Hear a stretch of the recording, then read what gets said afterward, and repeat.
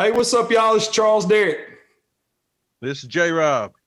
And this is Bringing the Noise.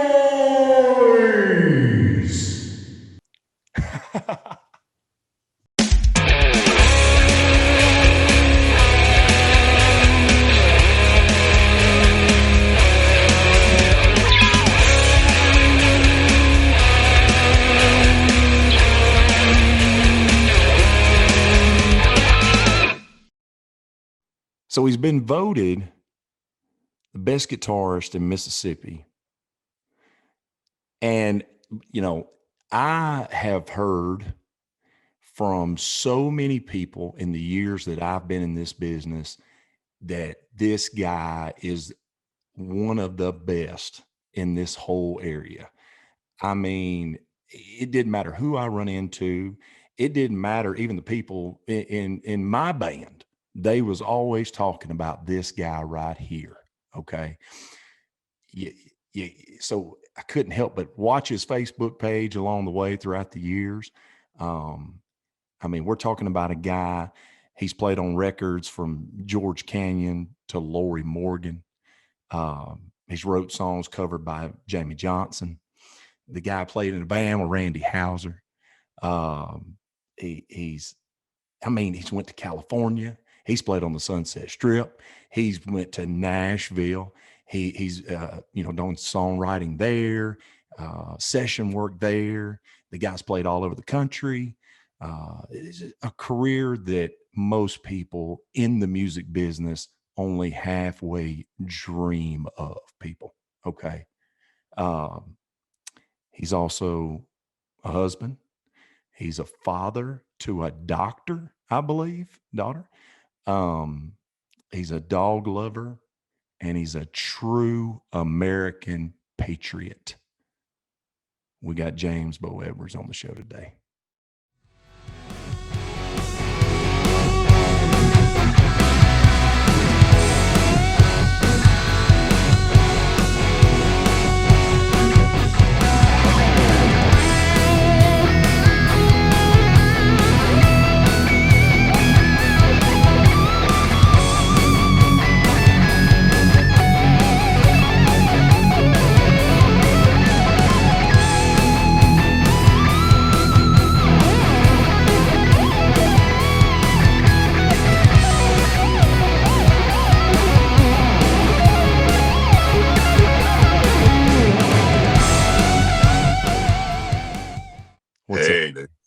How y'all doing, buddy?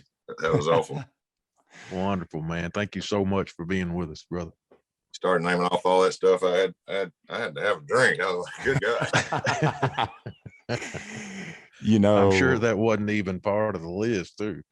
Oh, it's not. It's not. We're not even scratching the surface of the story here.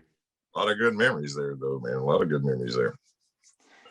The same thing last night with Jason Miller. We was talking about stuff, and it was like, man, he was, having to go back and like, oh, wow, I forgot about that. And, let's talk about that, That's awesome, man. And, the thing of it is, though, I mean, because we got bad about going off track and starting later in a person's life and some things that were happening right now. And we'll get all the way to which, the Stone Senate stuff and all that. But let's just start at the beginning. Let's start, with I think maybe some bluegrass was in the works at a very young age. Yeah. If we're starting at the beginning, I'm a little older than you guys, so I have to go way back. So everything works. But started out.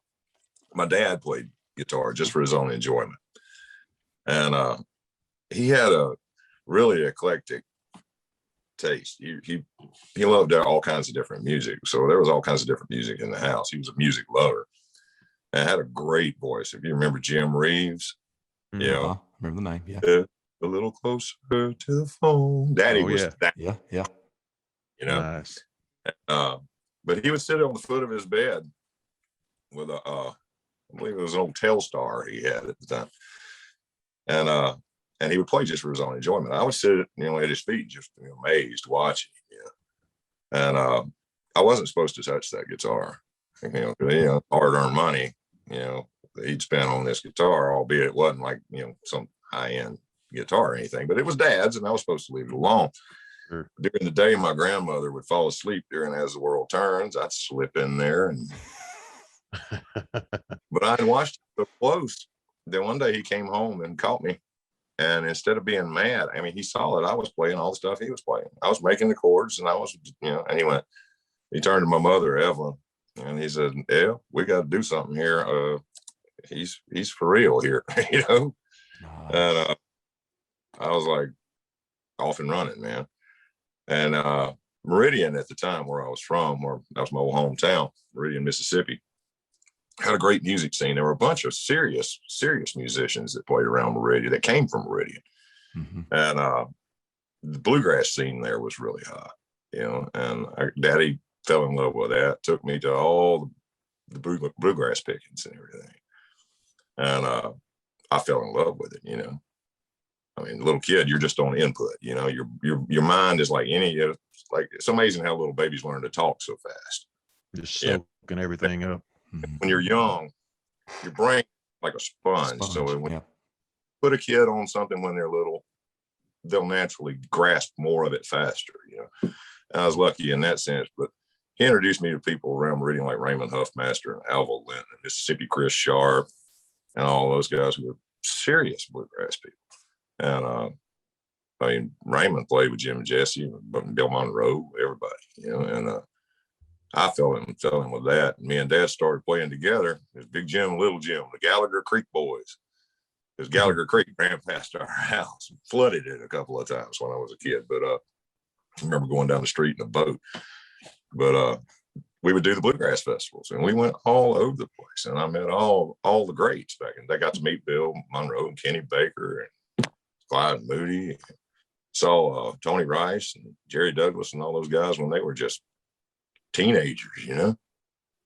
Because like I said, I'm older than you guys, so I'm telling on myself here. But I got to see all that as just a kid, and then I would come home and I would go take lessons from a guy named Joey Etheridge, whose brother Chris Etheridge was a founding member of the Flying Burrito Brothers with Graham Parsons. Okay. Yeah. Chris would flow down from LA and bring on, or he would send us records that he had just played on, because he played on everybody from Linda Ronstadt to God knows who. And the Doors, was it the Doors also? Yeah, Doors. Yeah. He played with on their records, and he would blow into town, and I'd be just mind boggled by this guy actually does this. And I had a cousin who's in the songwriting Hall of Fame named Paul Davis, and I'd be over at my Aunt Willie's and Uncle Paul's, his mom and dad, and that's when I realized, you can do this. These are real people and are right here, but they're the guy on the radio. It's something attainable. Dawned on me, it's not unattainable. Mm-hmm. And I lived it, man. All I did was play guitar when I was little. That's all. I didn't care about any damn thing else. I really didn't, to the point of almost, I'm like, is this kid all right? Because this is it, But I knew when I was 5 years old what I was going to do. And blessing or curse, because as you go through life, you're going to be offered everything else. And sticking to your guns to go after that one thing that you really want can sometimes be, can mean sacrifice. You give up a lot of other stuff. Mm-hmm. But, if you find out what you love and you really mean it, then you ask yourself the one important question: am I willing to do what it takes to get it? Which is work your ass off. All right, let's pause right there. J. Rob, are you picking up the vibe here that, and we've heard this already in a couple of our podcasts, where people said, like Charlie Belt said, when he went to the big shows like Motley Crue or Kiss and all that stuff, it didn't feel attainable. It was like, too big for my britches. There's no way I could ever, it was just in awe, right? But then when he went and saw Juno from Gabby Johnson, he felt like, okay, this is something I can actually do. Well, that right there is huge, I think, in the, outsider looking in the future James Beau Edwards of, well, you're sitting there with people who are on the radio and you can, pick with them and stuff. I can be one of these guys, Exactly. I think that's one of the most important, like, flashpoint moments for a young person that's wanting to do this. They've got to have that one moment where they realize, all right, this is doable. Now find out everything you can find out. I mean, I'm not talking about joining the fan club. I'm talking about really learn what these people did along the way to prepare themselves, to make themselves ready, to be where they are. And that's a never process. I honestly believe. I don't think you ever stop getting better if you're smart. You're always trying to learn something. God knows I am. But it's that one moment when you realize, like you said, Charles, it's like that where it's attainable. It can be done. Now, how? And there are steps between here and there, and it ain't always going to be American Idol or The Voice.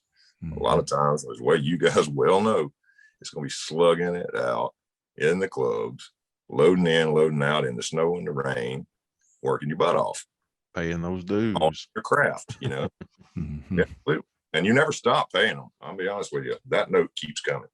Sure. I don't care where.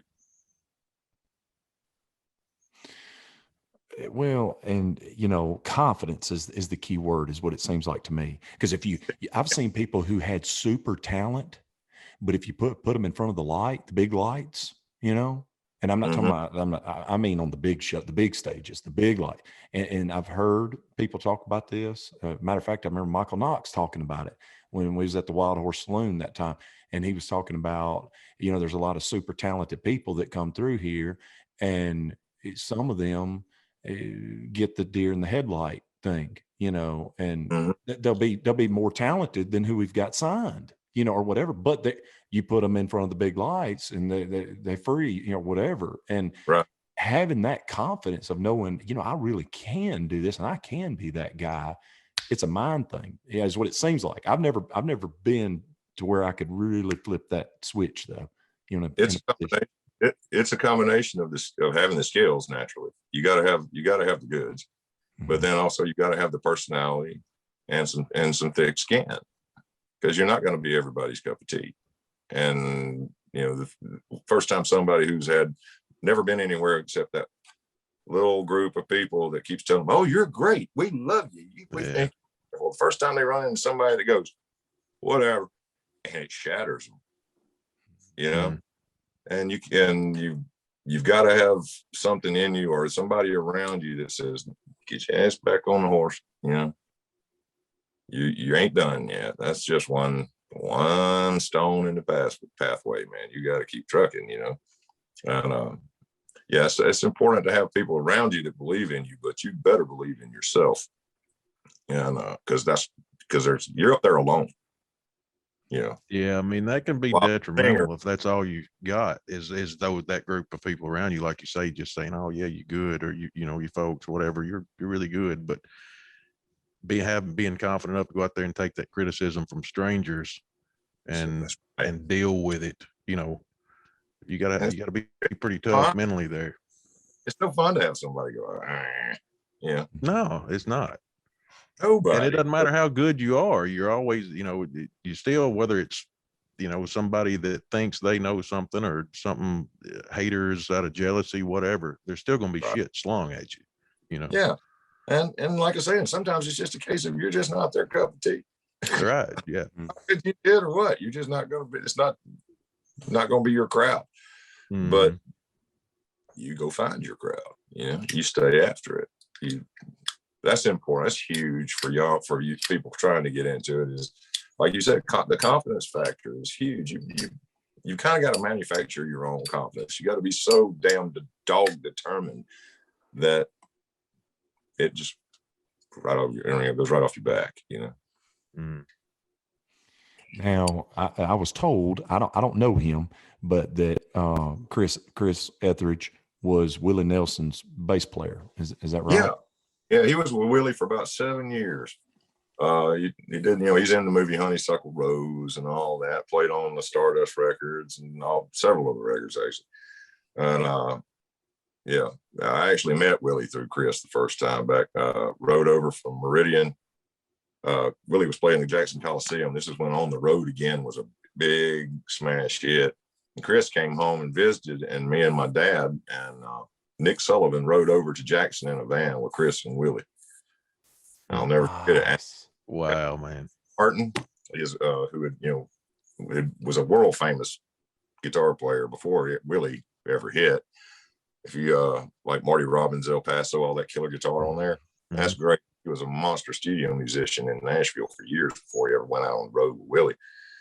I remember that night we watched the show from the side of the stage, and which was a thrill for me because the only other time I'd been in Jackson Coliseum was to see Kiss, and I was standing on the stage and I was just thinking, for me, for a minute, it was like they were right here, but just tripping out. But we watched the show from the side of the stage. Before the show, got to meet Grady, and he had 2 Les Pauls on stage that night, and they were like, serial numbers were 000001, 00002. They were given to him by Les Paul, and when Grady retired, sold them both for $250,000 apiece. Man, that's killer. I held those guitars. I think about it now. I'm like, that man, dude.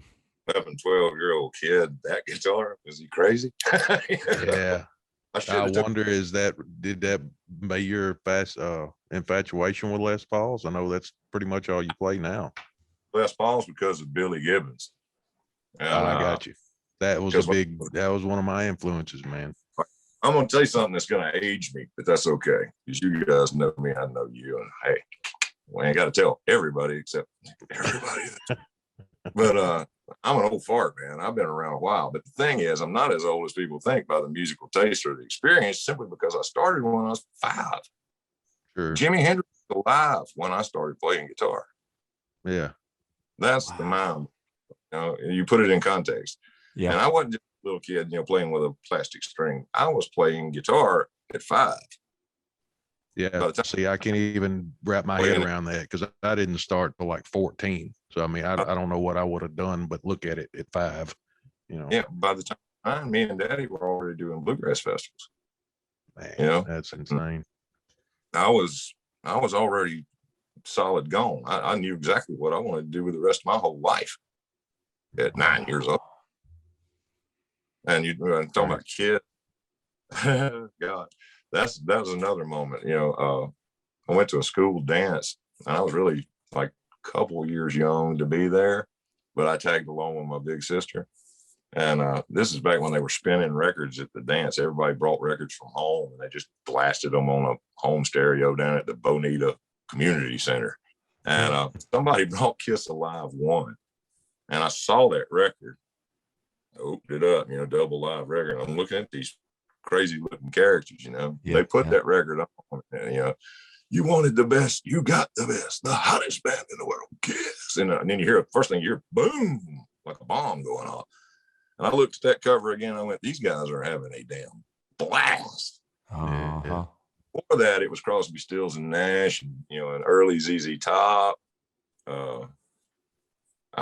What little Leonard Skinner had been put out at that point, and and everybody looked like the guys, that I was hanging around, Joey, and they were all older than me, but I was like, holy crap, something else is going on out there.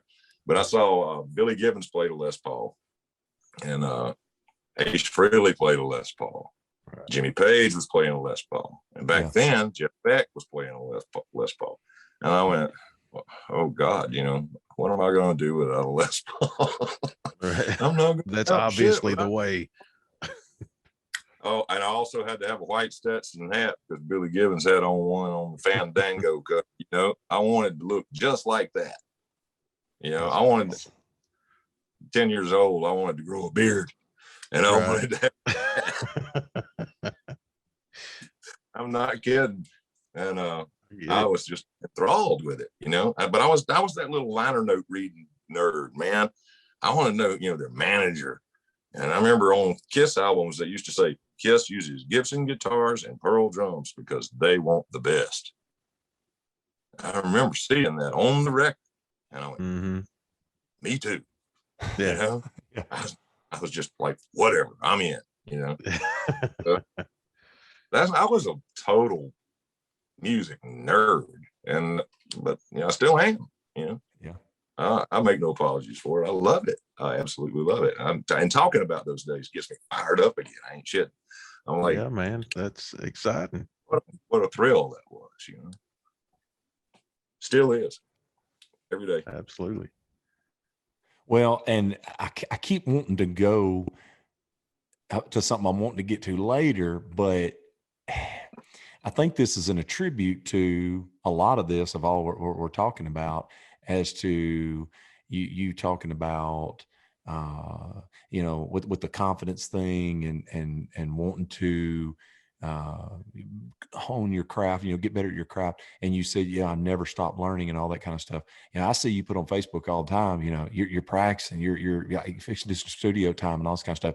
A lot of players, they get to a certain level to where they learn, or whatever. And then, and I'm no guitarist. This is just from what I've seen, in all my time. And they'll use what they learned to that point and say, I'm good. You know what I'm saying? And then if we learn a song, let me know, kind of thing, or whatever. Whereas with you, it's trying to learn it seems to me what separates that level from, players like you and others that we know, that just, they're owning that thing all the time and practicing like hell all the time, And it's true. If I'd have had YouTube as it is now when I was a kid, I'd have been the most pale-faced, stuck in the house, not sleeping, dropped out of school kid that ever lived, because I'd be glued to it. There are literally millions of free lessons and concerts, and you can see the stuff that when I was a kid, you had to just pick up a needle and put back and try it again. And that stuff is right out there for everybody to learn from. And I'm a huge fan right now. I'll pass this along. A guy named Rick Beato, Beato. I saw you post that the other day. I've watched some of his videos before. He's great. He's a monster teacher, and just reams of videos where he takes you like why this song is great is one of the series he does. But huge teacher, and I'm constantly looking for people like that. It's like I look at Neil Peart from Rush as a great example. Rush was the top of their game, and just a few years before he died, he went up to New York and started taking drum lessons. Yeah. Did Neil Peart really need drum? Absolutely not. Well, he thought he did. And he said, he's forever striving to do something better, to do something more. Exactly. And guys like that, then it's inspiring to me. And the beautiful thing is, if you keep looking, you can always learn something.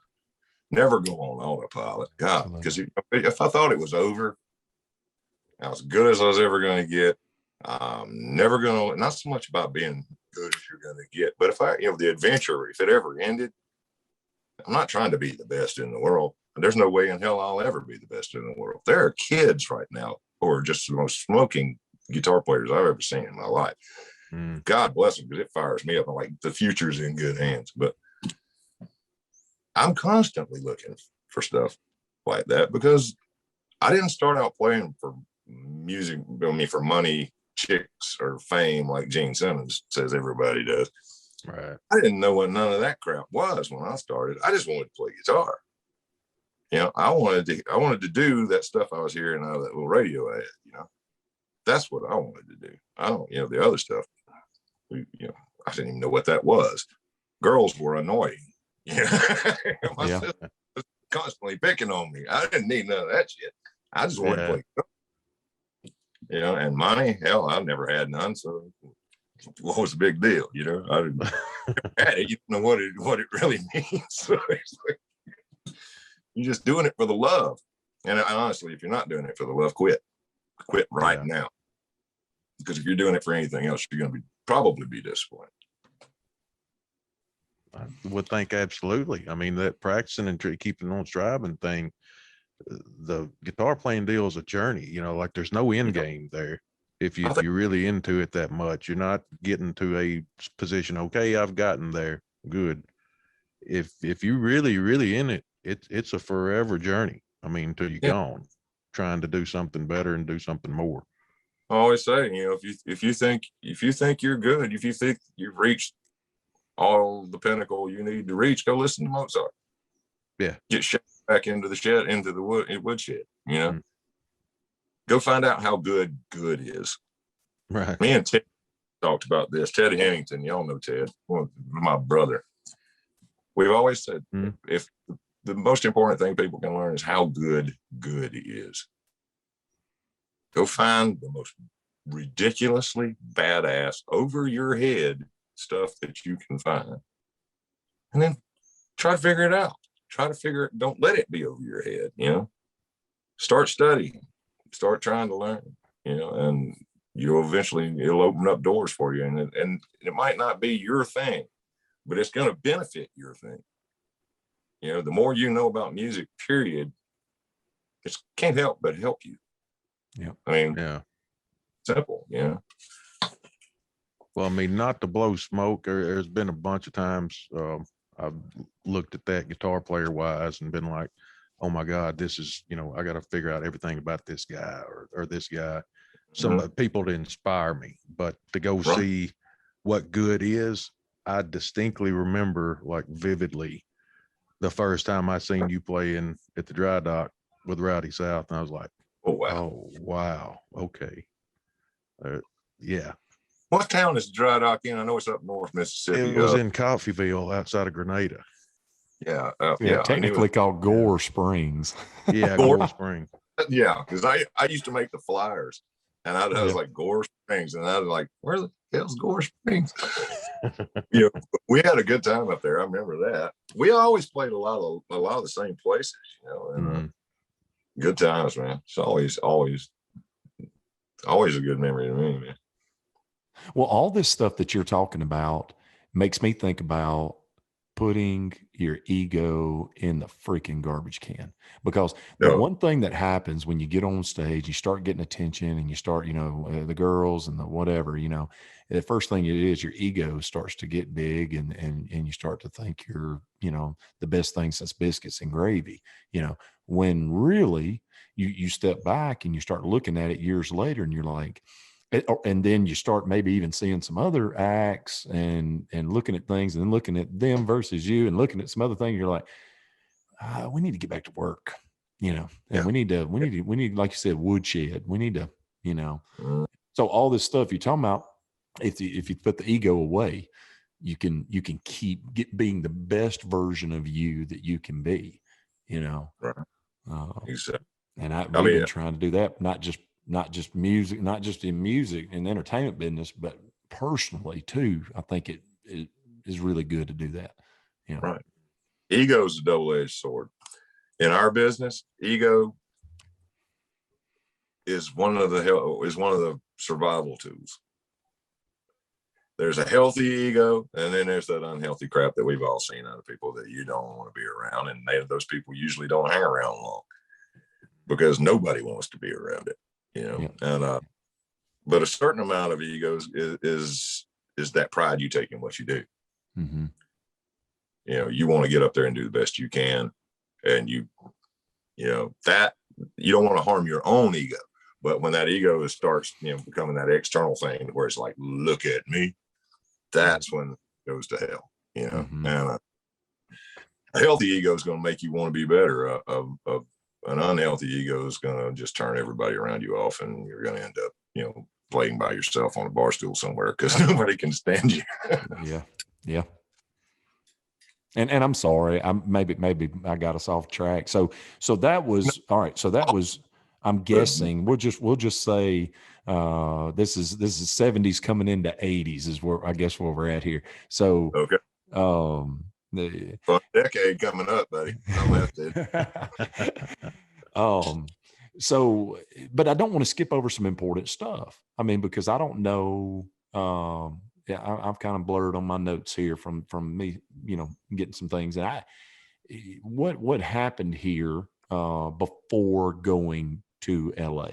I'm trying to figure out what, so there was the bluegrass festivals and what was going on there during this time. The bluegrass thing, stayed with it, fell in love with rock and roll, kind of stepped away from it. Finally did get that Les Paul.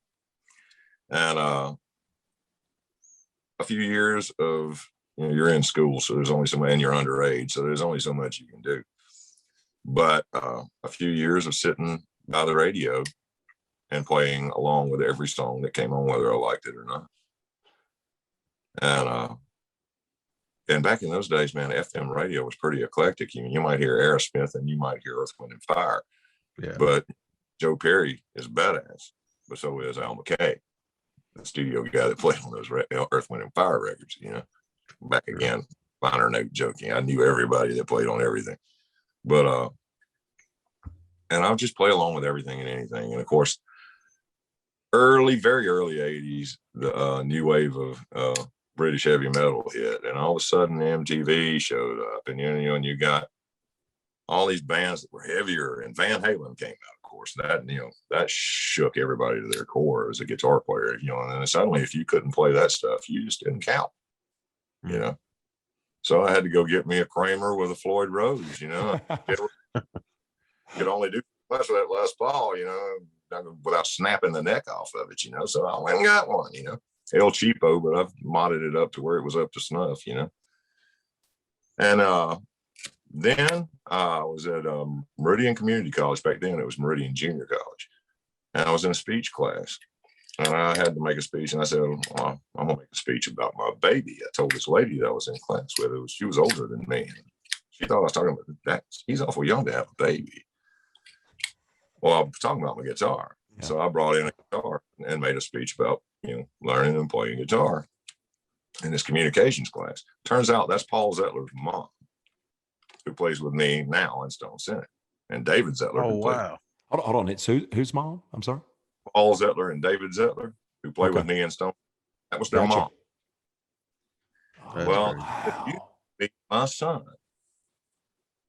well, there was Jim Zettler, who's David's older brother. He was like a year younger than Paul, but a couple years older than Dave. Dave was just a puppy back then. And Jim played drums, Paul played bass. So we got together and said, all right, now we got to find a singer. We found this guy, David Hill, that could hit all those squealing high Judas Priest notes. And we started a band and named it Zettler because they had such a, original for our area sounding last name, Zettler. We learned all the Van Halen, the Dokken, the Motley Crue, the Rat, the Judas Priest, we played stuff by everybody, and just enough of those really danceable covers so we could get a job. And we would literally pick Jim up. He was a senior in high school. We would literally pick him up, rehearse all night long at the Knights of Columbus Hall, then take him to school in the morning. I know he was exhausted. Then we mail ordered all the crazy looking clothes we could find and started booking gigs. Our first one was at a Golden Corral Steakhouse employee party. Man, nice. Within a year, we were putting 700 people a night in the other place at an after-hours bar that we started at 12 midnight and played till 5 in the morning. Man, and we were literally and making more money on our weekend gigs than we made all week working at PV Electronics. Me and Paul both worked at PV. And we would make more than 2 nights playing than we were making all of them. And we said, we kept that band together. We got a different singer at a certain point, and everything was happening out in LA. And then we decided, okay, we got to move to LA.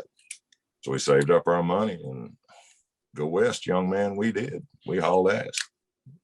Next thing we know, we're on the Sunset Strip, and there's Gazzari's, where Van Halen was the house band.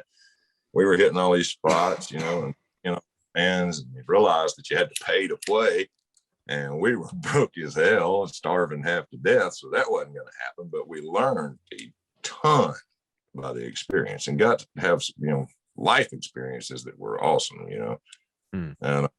And I fell in love with LA then. I still love going back out there. When Stone Senate goes out there and plays, it's still the biggest thrill of all for me, because I used to pay a cover and sneak a pint of whiskey in my boot into the whiskey because I couldn't afford the drinks to see people. And we've played there twice, you know. And the first time we did, I looked at Paul, and we on stage that night, we couldn't look at each other, because every time we did, we'd start get lump in your throat, man. Yeah, man. That's crazy. Hole in your boot, you know, going one day. It took a little longer than we thought it would take, but you know. I was going to bring this up, you know. All right, but so when you were there in the 80s, how did that sort of happen, and what all happened when you got there, and how slow did that process go, and all that type of stuff? Well, we didn't really, like I said, we didn't really accomplish one hell of a lot, except we learned a lot. Yeah. You know, it cuts you off mama's apron strings. You know, you're out there and you're on your own. You're doing it. You know, you're going for it. You better learn something from this. Well, I learned I didn't want to starve to death. Eventually, I moved back and started school at USM, and I went into the music industry program there to try to learn the business side of it. Now, is this where you met Ted? Actually, during this time right here? I met Ted before I ever moved out to California. Really? Okay. I believe so. Because now I thought he told me that it was after you'd gotten back from LA. It might have been right after I returned from LA, and that would be late '89. It might have been. And well, of course, when I come home, I was going to school, and we had me and Ted had a mutual friend, Anthony Johns, who was just like us, another guitar freak. He lived it, loved it, and I could go over to his place and practice at hours that I couldn't practice at home, you know, and sit over there for 6 hours a day, do nothing but play guitar, you know, literally 6 hours a day. That's, you know, that's what I did. And USM, as much as I learned there, and I don't mean to discount a college education, but for what I wanted to do, that was only going to take me so far. It seemed like the end result of that degree that I was in was either going to be teach or go into the damn wholesale, basically working, you know, running music stores or something. Unless you wanted to take that degree and move on into entertainment law, which I definitely didn't want to stay in school another God knows how long. I started looking for another band to hook up with, and I did. And I started a band, the original Rowdy South, with Chip Merrifield, Walt Littleton, and Scott Breeze, guy from Minnesota. And we did every gig you could do around down there and around Hattiesburg, and then we hauled ass and moved to Winter Park, Florida, and started going up and down Florida, and then, you know, up and down the east. Oh wow! And Florida was a whole nother experience in itself. That was a lot of fun. It was still rough in it, you know, because we were doing nothing but originals. Oh wow! Eventually, you know, that band ran its course. We played the Memphis Producers Showcase in the Omni New Daisy Theater on Beale Street, and got picked up by a couple of guys, and they picked us up in a limo and took us to BB King's and walked us down to the office and offered us a record deal. And then different personality problems, let's just call it personality problems, made that whole thing go down the crapper. But and after that, I did what any musician does. I just said, okay, go find a gig. If you're going to do this, make a living. And so I was 5 nights a week playing 2 or 3 different bands. You know, I'd play from at one time I was playing from 5 to 8 every day, 5 days a week, acoustic. And then at 9, I'd go on with the band and play till midnight, and did that 5 nights a week for a couple of years. Now, where was that at? Around Meridian and all around out in there. Then I left that because it was just the same thing. And I felt like I was just getting stuck. I joined up with Jimmy Jaws Gunnell and Gary Jordan. And Jimmy had been in a band up in Nashville that had been signed along with Bobby Alexander, late great Bobby Alexander. God love you, brother. They were the Delta Mudcats. They were signed to RCA. Well, our Dangerous Dan Huff that played with the Allman Brothers and everybody, I basically took his place in that band, in the Delta Mudcats. And was with them for about 2.5 years, and then got a call from a band called Southfire. And me and Paul got back together and joined as guitar player and bass player for that band. We toured all over the country, doing basically, a smattering of originals, but mostly country covers, and then basically what they call the AAA clubs, which are like what were those? We played the Wild Horse you mentioned earlier. We played there several times. We'd do a week at the Wild Horse. But I did that. Then finally one night we were at the Wild Horse, we got offered a deal. So we started work on a record. And now what year was this? This was in 96, 95, okay. 96. And we started to work on the record with a couple fellas, Danny Bailey, who's still a dear friend, and Freddie May. God, y'all say a prayer for Freddie. He's had some tough health challenges with COVID and everything else. But they co-produced a record for us, and we ended up getting offered a deal. But it was basically Polygram, who was owned by that entire company was owned by the same people, Seagram's, who do the wine coolers, and Seagram's, Seagram 7 and all that. I didn't know that. We finished the record, had shot a video, and the single was coming out. And then we got a call that the parent company had shut the label down in Nashville. Everybody took it so hard. We did one more showcase, I believe it was for Warner Brothers at Douglas Corner in Nashville. But everybody took it so hard, it seemed like the band just kind of drifted. But Danny and Freddie, particularly Danny, said, James, you could stay up here and do this. And I said, I don't even know where to begin. I don't know how, He says, well, let's sit down and talk about it. As soon as you can get back up here, let's figure it out. Well, I got up there and he introduced me to some people that started throwing me their B work to do sessions. In other words, the stuff they couldn't get to, if they were already booked, they'd call.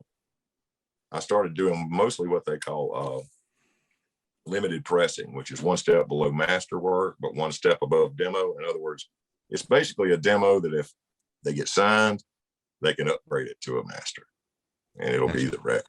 Mm-hmm.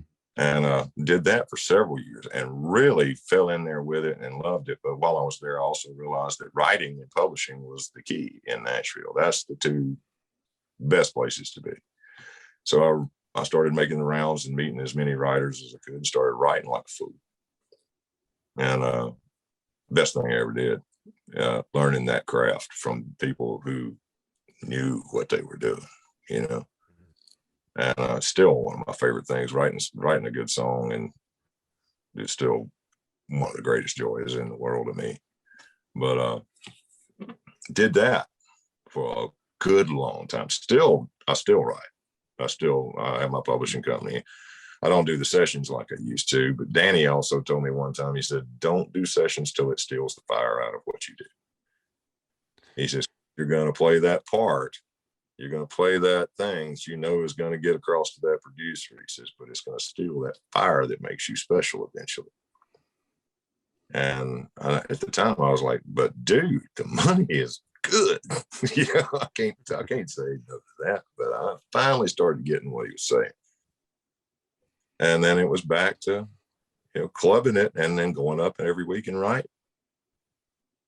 Now, how does that writer's rounds, how does that work? I've heard people talk about all that kind of stuff, but how does that work up there?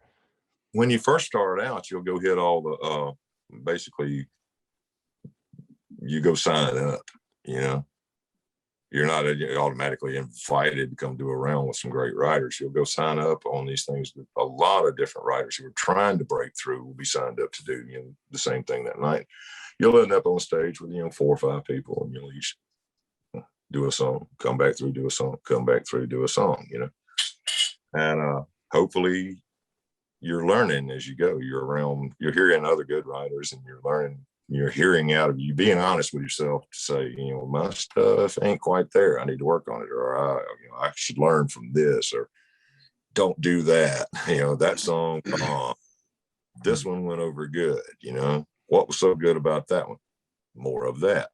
But it was an invaluable time for me, and that I really got to study. And one night at a place called the Broken Spoke, and in Nashville, out on Trinity Lane, I'd done a round.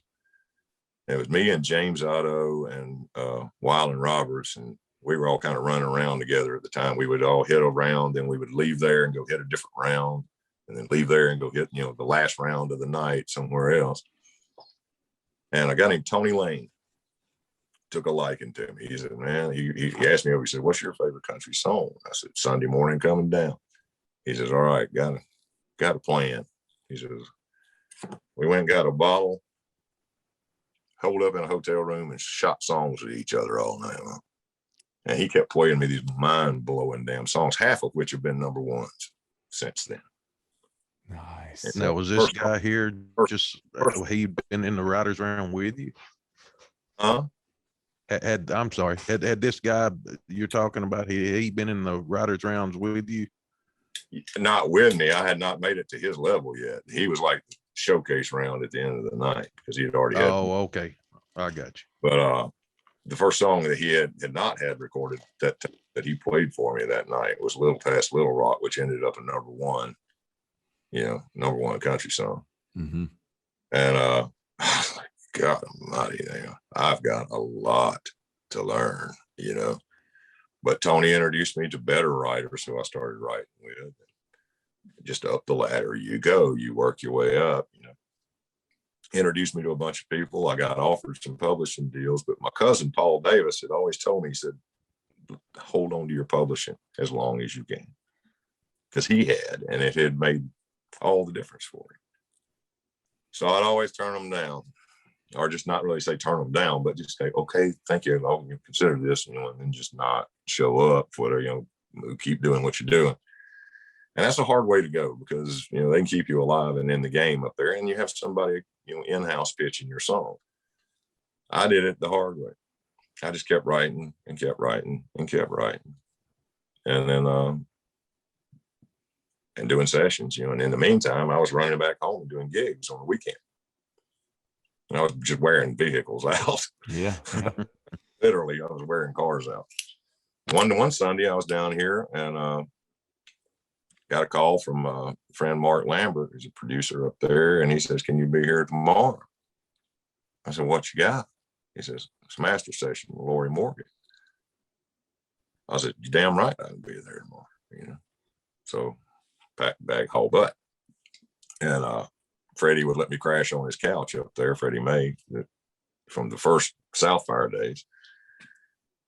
And I went up there and ended up doing this, playing an acoustic overdub, basically on a song called The Color of Roses, which I had no idea had a full orchestra on it. Uh-huh.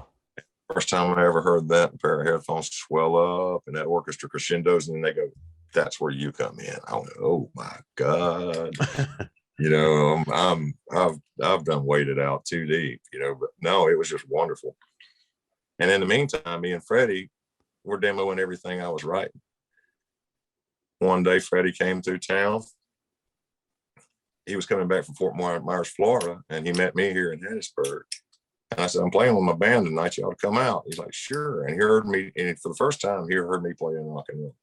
It was the first time he had heard me play real rock and roll. And he went, get your ass back up in Nashville. Let's make a record. I went, you got to do it. So I started recording that. It's been a meandering, constant, just try to keep going forward. And, sometimes some winding curves, it's been a winding road, but it's all led to something, you know? Yeah. And I was still doing all of that stuff when I met you guys, when I was with South of Twin in Rowdy South, you know? I was still doing all that. And I'd been up there, and Paul had joined Stone Senate, Paul Zettler, who I'd played with as a kid, the first band I ever left, you know, home with. And one day I get a call. Well, I was actually sitting in a barbecue joint in Meridian with David Zettler, the drummer, and he just showed me his phone. It was Clint. Said, "You think James would want to join Stone Senate?" I said, "Tell him I'll call him in 5 minutes." And there we go. Had they been established and playing for a while before then? Huh? Had they been around for a good while before then? Yeah, they'd been all over the country. They'd already made a record, and really? Had already toured the entire United States, you know, a couple of times. And when I got the call, I had been up to see them, and I was just like, I remember thinking to myself, I was like Jason Hook in that Hired Gun movie. You seeing all his friends in this band, and he's like, this is gonna happen without me, damn it, you know. But then Mike Thompson, the original guitar player, said, you know, I gotta bow out. And when he did, and I was like, I'm there, brother. I am there. And I've been there ever since. And it was 6 years this coming July. Wow. And we just finished a record with Toby Wright, who's done Alice in Chains, Metallica, Kiss, everybody, and signed a new deal with Rolling the Dice Records and Copperline Music Group, and just blessed, man. And then the other guitar player decides he's got to go. I said, I know the guy. Call up Ted, you know, and then it was like we knew we had it then, because we have these two brothers that are rhythm sections. You got that blood bonded rhythm section. It's just ridiculous. Then I get the closest thing to a brother I got on the other guitar. So now it's working on both ends, and it's like, okay, we've got it figured out now. We're going to dial this in, and we're having a blast. Thank God we got to go back to work, you know? Yeah. I was here just last week. That was, you know, 6 shows down there, and that was just awesome. You know, always fun. Yeah, Ted's a really great guy, man. He is. I mean, he's a really, really good guy. The best friends I've ever had in my life. Mm-hmm. And you know, but there is something I didn't say nothing about earlier. What is this? The writing credit, was this in LA on the Ray Ray's juke joint? That's a Nashville thing. Okay. Yeah, that was me and Wade Battle. God bless Wade, my redheaded crazy buddy. Yeah, we had written that song. There's a cool story on that one. Wade wrote for a company down there called Windswept. I believe it was Windswept he was writing for, publishing company. And we spent the day up in one of the offices writing. We wrote Ray Ray's Juke Joint. We thought we had just, you know, struck gold. It was because it was kind of cute and kind of funny, and I had a good groove to it and everything. And end of the day up there, the common practice was, you know, about 5 o'clock, all the writers and everything would just kind of pile out into the bars, you know, for an hour or two, let the traffic die down before they go home. But before we left Windswept that day, ran into a fellow we call Phil Billy and Craig Morgan, and Greg Wiseman had written with them that day. And we were like, man, we wrote a good one today called Ray Ray's Juke Joint.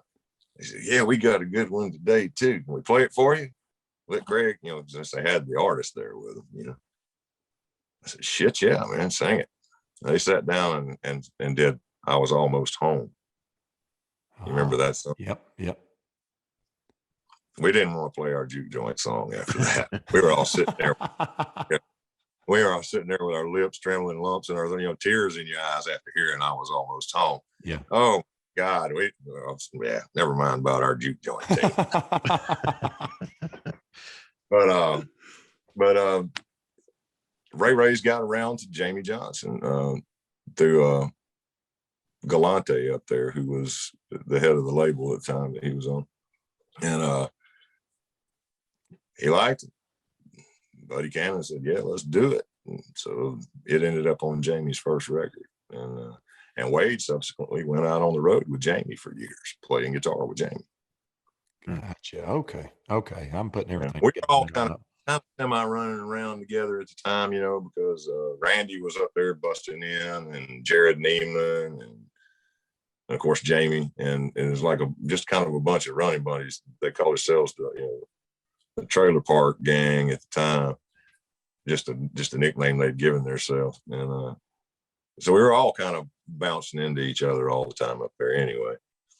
And but to have Jamie cut that song, I never dreamed it'd do what it did, because it was supposed to be one of the singles, and then Jamie jumped from that label to another thing. And I wish it had.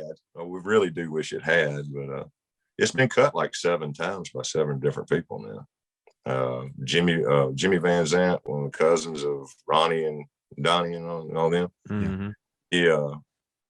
He cut it on one of his records. A couple of guys have done it, but yeah, it's made Christmas better a few years. Thank God. Awesome. Mailbox money. Paid for my daughter's braces, so that's good.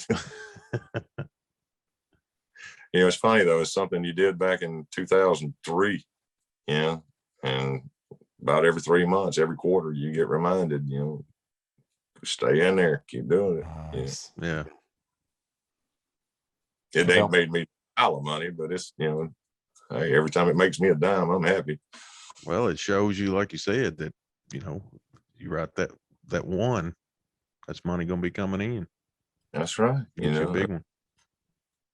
Hey, one of these days, who knows? Right. It might happen, and back, when I first joined Stone Senate, they had already done the one record. The next thing we did was just a 7-song EP, and I only had one song on it that I co-wrote with David Zettler. And the new record, I'm all over that one, finally getting to really write with and for the band, and that's made me happy, because we really stepped it up. I can't wait for everybody to hear the new one. It's like I always wanted to play on a record or be in a band that did a record that was one I wanted to hear, Sure. And finally got the opportunity to do that. And it's, once again, blessed, dude. Yeah. So I saw you talking about, doing all those demos. A long damn journey. No, not at all, man. This is awesome. I'm like, great info. Damn. A lot of years. I heard some of the tracks off that new album that you guys done.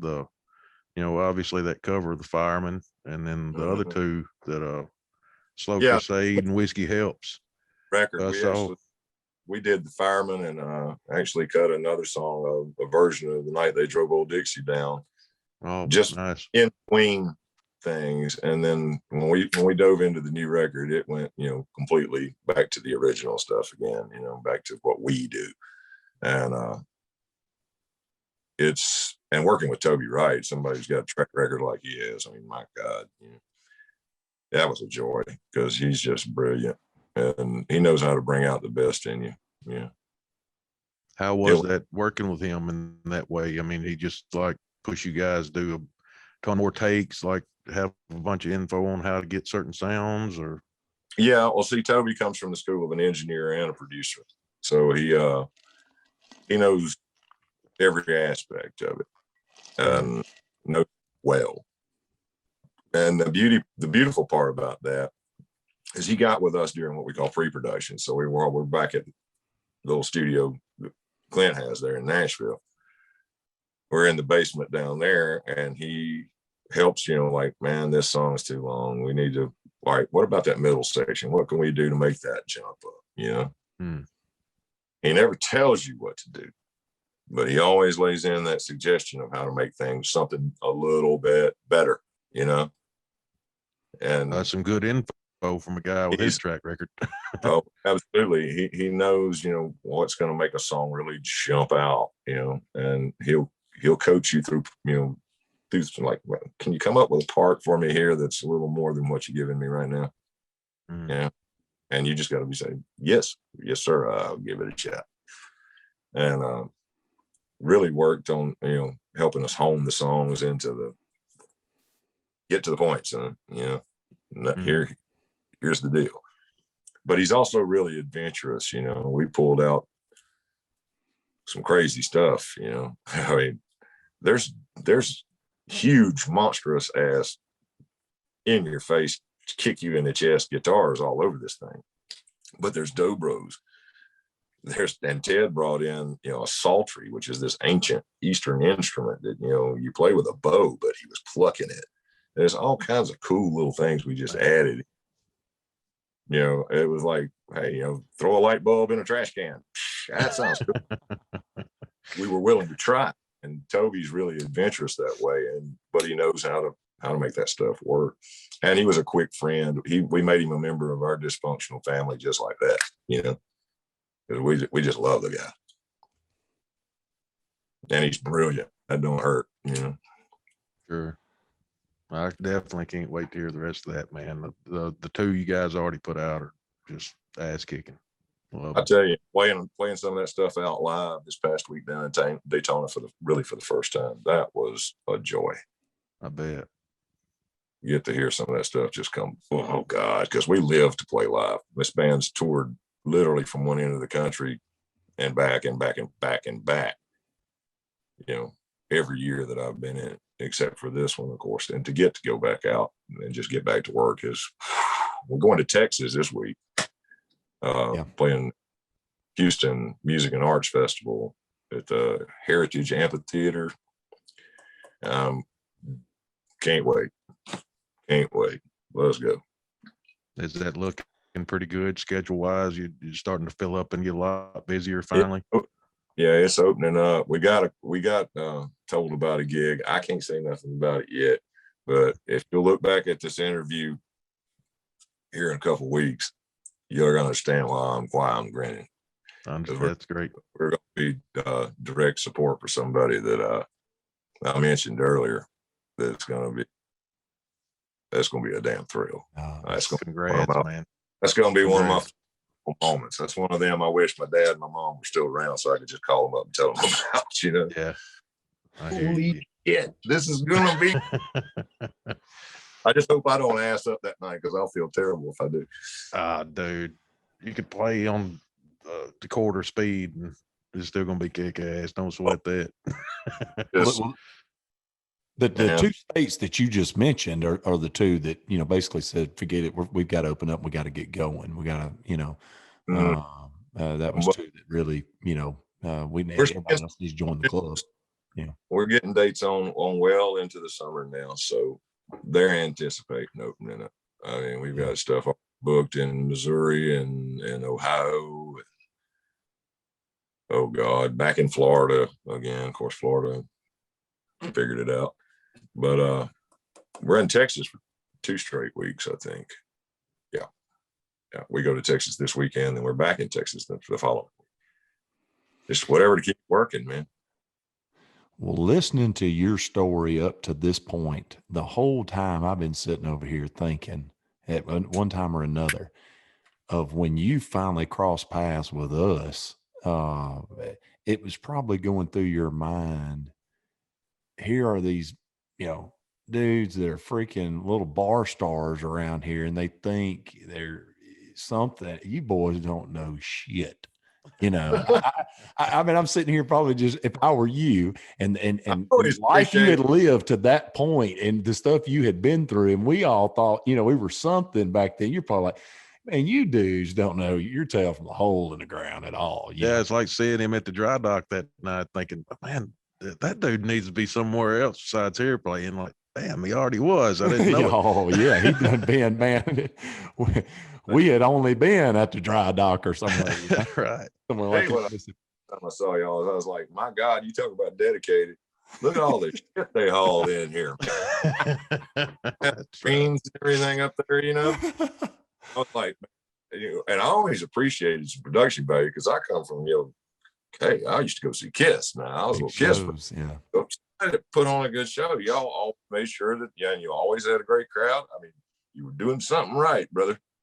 Yeah, there's no You know, Is I wished I'd y'all had were- those balls to go really try to do something and try to, you know, really sell myself to the music and all of that like you did. I mean, man, we sold ourselves to the show and we sold ourselves to all of that, and you know, the was part of it. attention and all of that. But we, you know, I had to learn later about probably what I should have done at the beginning to you know, about the music and stuff. And that was later, All part of the same game.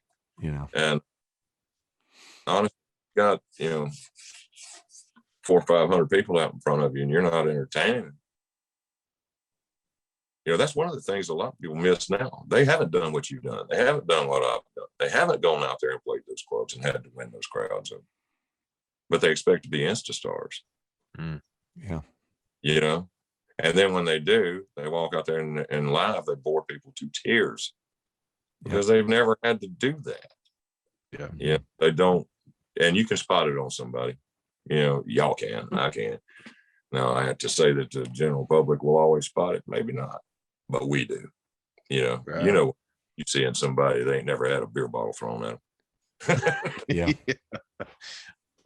You know that look in a guy's eye when he's looking for that one damn thing flying across the room from out the corner, or that one drum mic stand into you know? Nothing like experience. That's right. That's right. We got a ton of stories I'm sure we could all share, and then you could bury them with some of the stories that you've got. You know, It's stuff. It's all the same stuff, I'm sure. But you did say something earlier that I was wanting to ask you about. And if it's, you know, personal question, you know, don't want to go there, that's fine. But your mom and dad, you know, I've asked everybody this so far in the podcast, of did you have, and I know your dad obviously was a strong support. Was your mom that supportive, and your wife, you know, is she supportive? I mean, because, you know, some of us, it maybe took different wives and family, you know, family maybe wasn't supportive. You know, a lot of musicians we know, it's just not there, you know. Right. Well, yeah, it can take a try or two. And but mom and dad, I guess they saw it in my eyes when I was little, and they knew that, oh God, you know, I guess they did a lot of praying, you know, because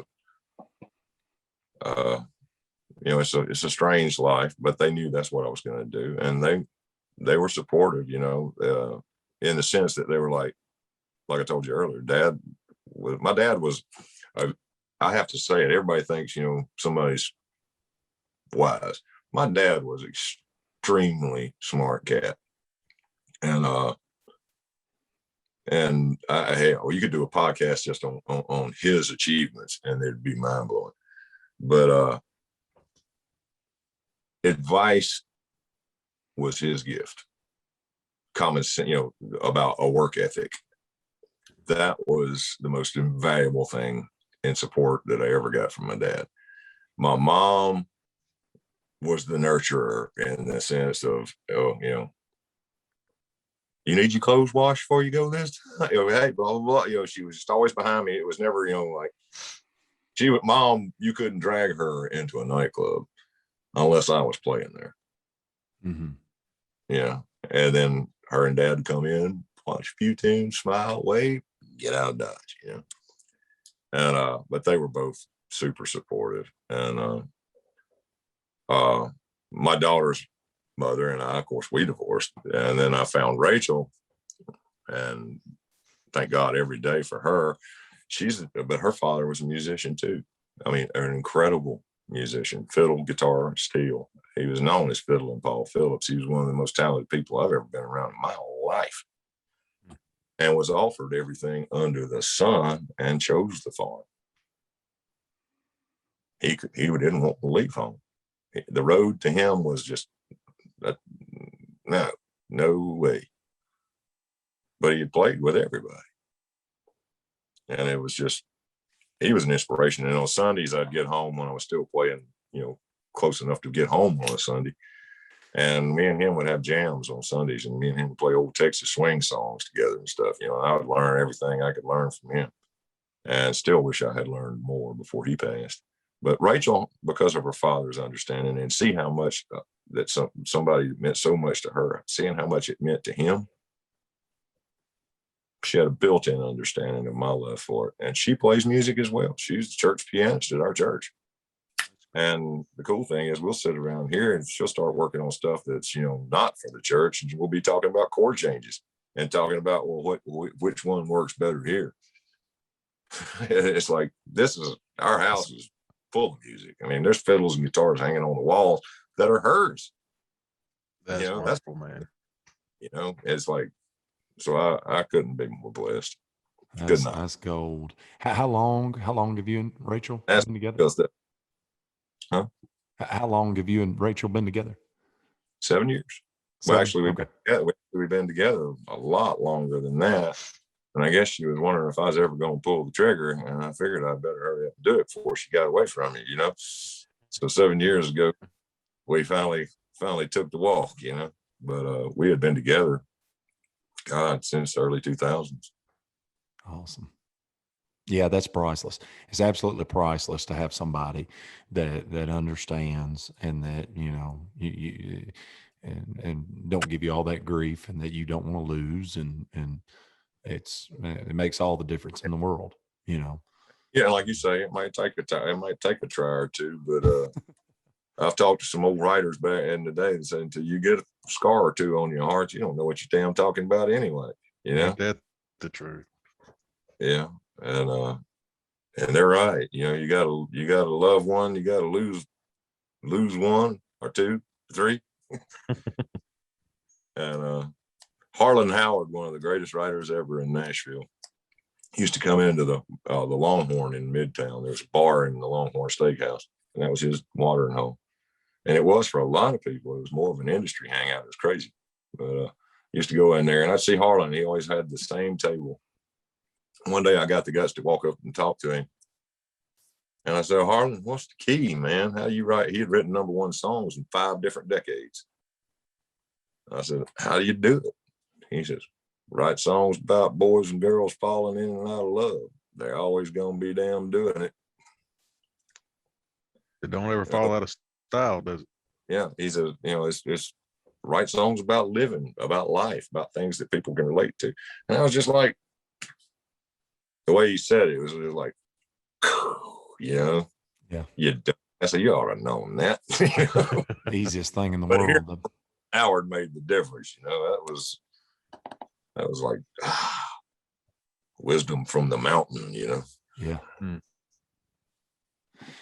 Okay, so I'm confused now. So Rowdy South, you formed it when you. There was 2 really Rowdy Souths. Yeah. Okay. So it was 2 Rowdy Souths. I mean, did you just bring it back and bring back the name, or how did that work?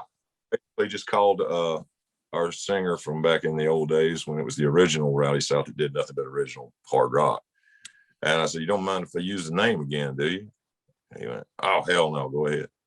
So we just, I'd been with Willie Wags up there, and they were based out of around Batesville. Mm-hmm. When that band fell apart, started Rowdy South, needed a name. So I called Chip and said, you mind if I use that? Still cool name. He went, yeah, go on ahead. So we were Rowdy South the next day. Now, was you playing with Jamie Bright and Willie Wags? Was y'all at the same time, or okay? Mm-hmm. Okay, all right. Because we were talking about him last night. Yeah, we were Thunder and Lightning, Lightning Boy. Yeah, that's another beast guitarist too. Chicken. Oh, he's a telly beating son of a gun. Oh heck yeah. Great. Yeah. During that period right there. Okay, so we're talking about this is the beginning of the 2000s, right? This is and you got Rowdy South at some point there. Maybe that was mid 2000s. Am I getting off somewhere? All right, isn't it? Yeah, they had Rowdy South going when I was in the Trademark. Okay, so it was Willie Wags at first then. So it was Willie Wags and wasn't that guy, what's his name? Was the drummer for that band that passed? Marcus Pickle. Marcus Pickle. Yeah. And Mark say, here's how it all spins back together. Marcus was the drummer in Southfire that got that when we got our deal in Nashville the first time. Oh wow. Really? Mm. I remember him beating the crap out of them drums, man. Like I was like, I've never seen a drummer hit that hard. I do remember that. Yeah. I miss Marcus, man. I miss Marcus. He was a sweetheart. God knows. Yeah. And who else? It was that keyboard player in that band. Worm. What's his name? What's his Danny name? McGregor. Yeah. I want to say maybe he went on to do another band or something, or maybe it was before that. I'm just trying to connect all the dots. He hadn't. He should. He's one of the most talented people I've ever worked with. He's fabulous. Great. He had like perfect pitch. He had the true ear. Yeah.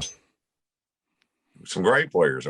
David Mitchell and Marcus, and then of course Vincent Hall that played with us. Yeah. And me and Vince had played in one of the incarnations of the very first Rowdy stuff back in the day when Vince. We were all a bunch of long hair guys. I'll send you a picture of that. You'll crack up. But yeah, man, it's funny. Vincent was a beating son of a gun too, man. We all kind of circle each other and then kind of cross paths again for a little while, and then we all shoot off our different directions, And of course, for the last few years, I haven't seen hardly anybody, because we stay gone literally all the time. Yeah, you guys put in a bunch of shows 2019, didn't you? Yeah, I look forward to doing it again. I mean, 2018, I think 2018, 2019, and coming into 2020, we were shooting at 150 shows a year. Wow, that's a lot of road time. But I figured it out since in the 6 years I've been in the band. The only states we've missed are Hawaii, Alaska, Maine, and Idaho. Wow. That's the only states we've missed. And how we missed Idaho, hell, I don't know, because we played all over, South Dakota and everywhere else, we'll be going back out to Sturgis this summer. We already got the word. So that's great. This was our 5th year at Daytona. And this will be our 4th year at Sturgis. Nice. And I love going out west, man. I love that part of the country. We have fun when we're out there. We try to, if we have time, we try to take in all the sites and everything. Go see all the landmarks. We've got some history buffs in the band, so that's been cool. Get to go see some of these cool places. I'm fixing to go do that next month for the first time. This will be my 40th birthday next month, and this will be the first time I've ever went further out than I went down into Old Mexico, and I went to went fishing down there 500 miles south of the border, and I've Texas and Oklahoma stuff, but I ain't never been further out west. So we're gonna go see the Grand Canyon and all that stuff. Well, you'll dig it. You'll dig it. It's beautiful, man. It'll blow your mind just how beautiful America really is. When you see it from one end to the other, you take in just how different it is from place to place, and there's so much to see here. I mean, people are always getting fired up about going overseas and see this, see that, and I totally understand because I can't wait to go to Europe. But there's so much in America that's mind-bogglingly beautiful, man. If people got out more and really went and looked at all the stuff that's out there, it's freaking beautiful. Yeah, we're blessed, man. We live in the prettiest place in the world and the most varied. I mean, you go from Florida to Arizona, or actually we did one time leave Daytona and go to Sturgis. And, one day you're on the beach, the next day, 2 days later, you're on the Black Hills. Mm-hmm. 3 days in a different country.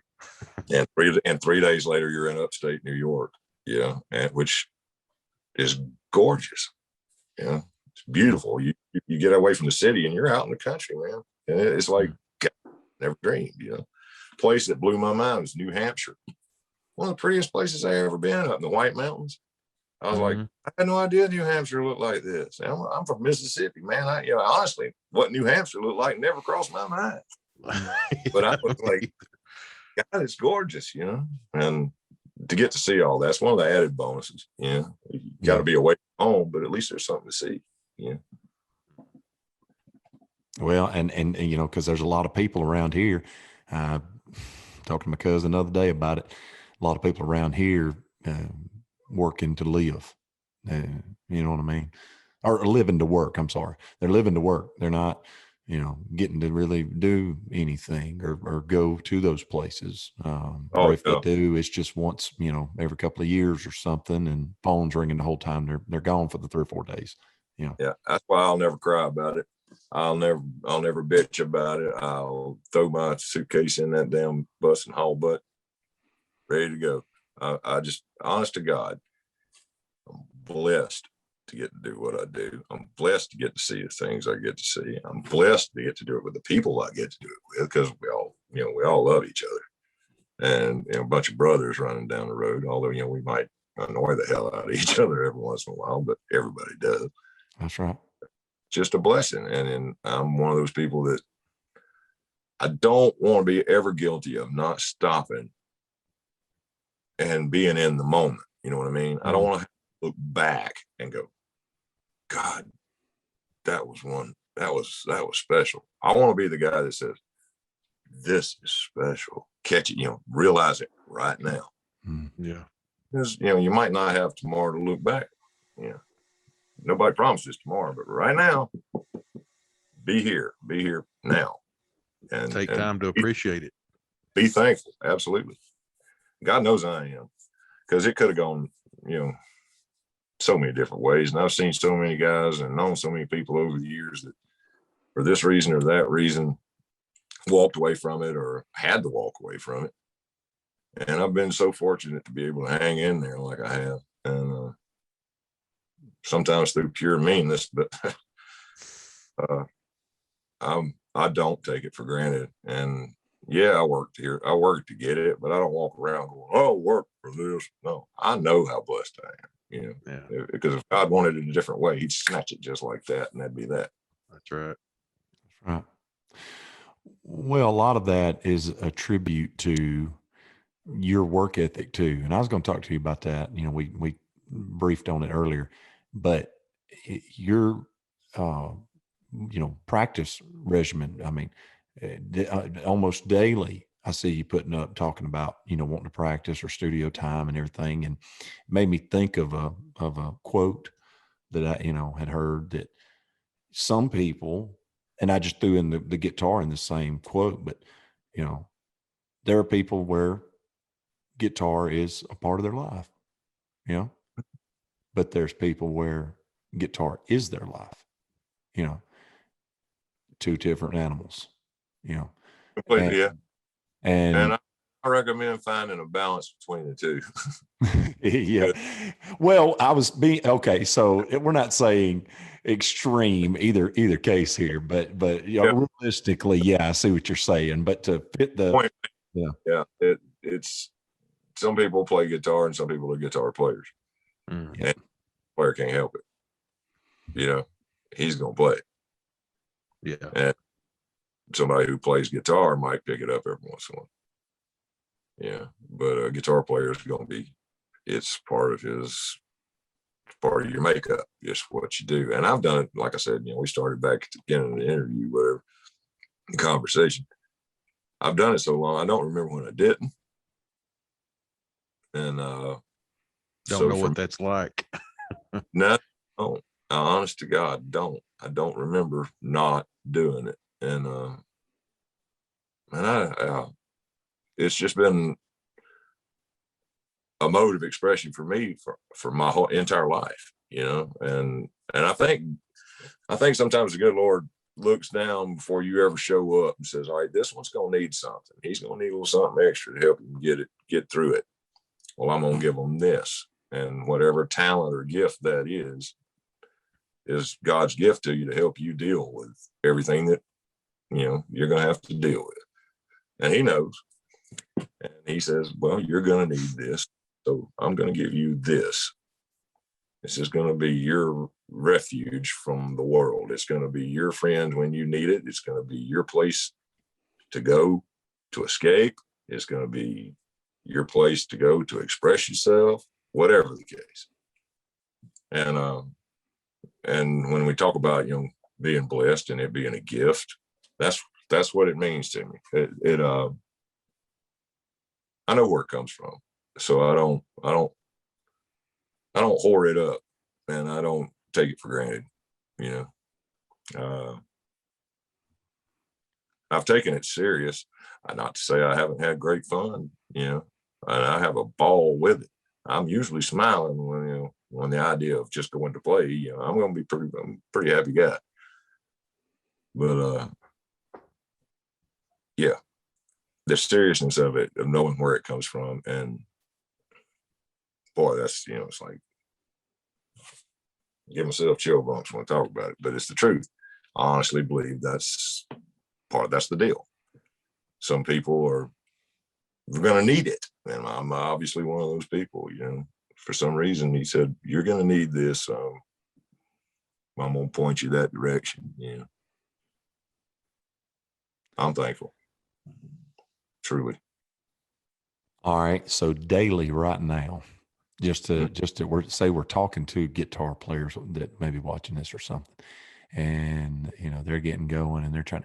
What is James Beau Edwards' thought process every day when you're not on tour, not on tour, whatever? You're at home. What is your thought process of visiting with your baby? Oh, okay. That's a good one. Well, today is a good example. The weather, I since I've been home, I hadn't fired up the studio at all. And today I was dying to, but I didn't want to have all his electronics turned on, plugged in, rocking and rolling with as much electricity as been in the air all day today. Yeah. We caught about a 2-hour period today where the sun came out. There wasn't thundering. Nothing was around. I looked at the radar. The first damn thing I did was come in here and turn it all on, grab a guitar, plug in, and just see what happened. See if I could come up with some new idea, something. And it's like I was sitting there like a little kid waiting for the sun to come out so I could go out and play. I was literally like a little kid going, come on, I just wanted to come in here and play. But I also pulled the trigger a little over a year ago on some studio stuff to have here at home, because I knew we were fixing to start writing for the new record.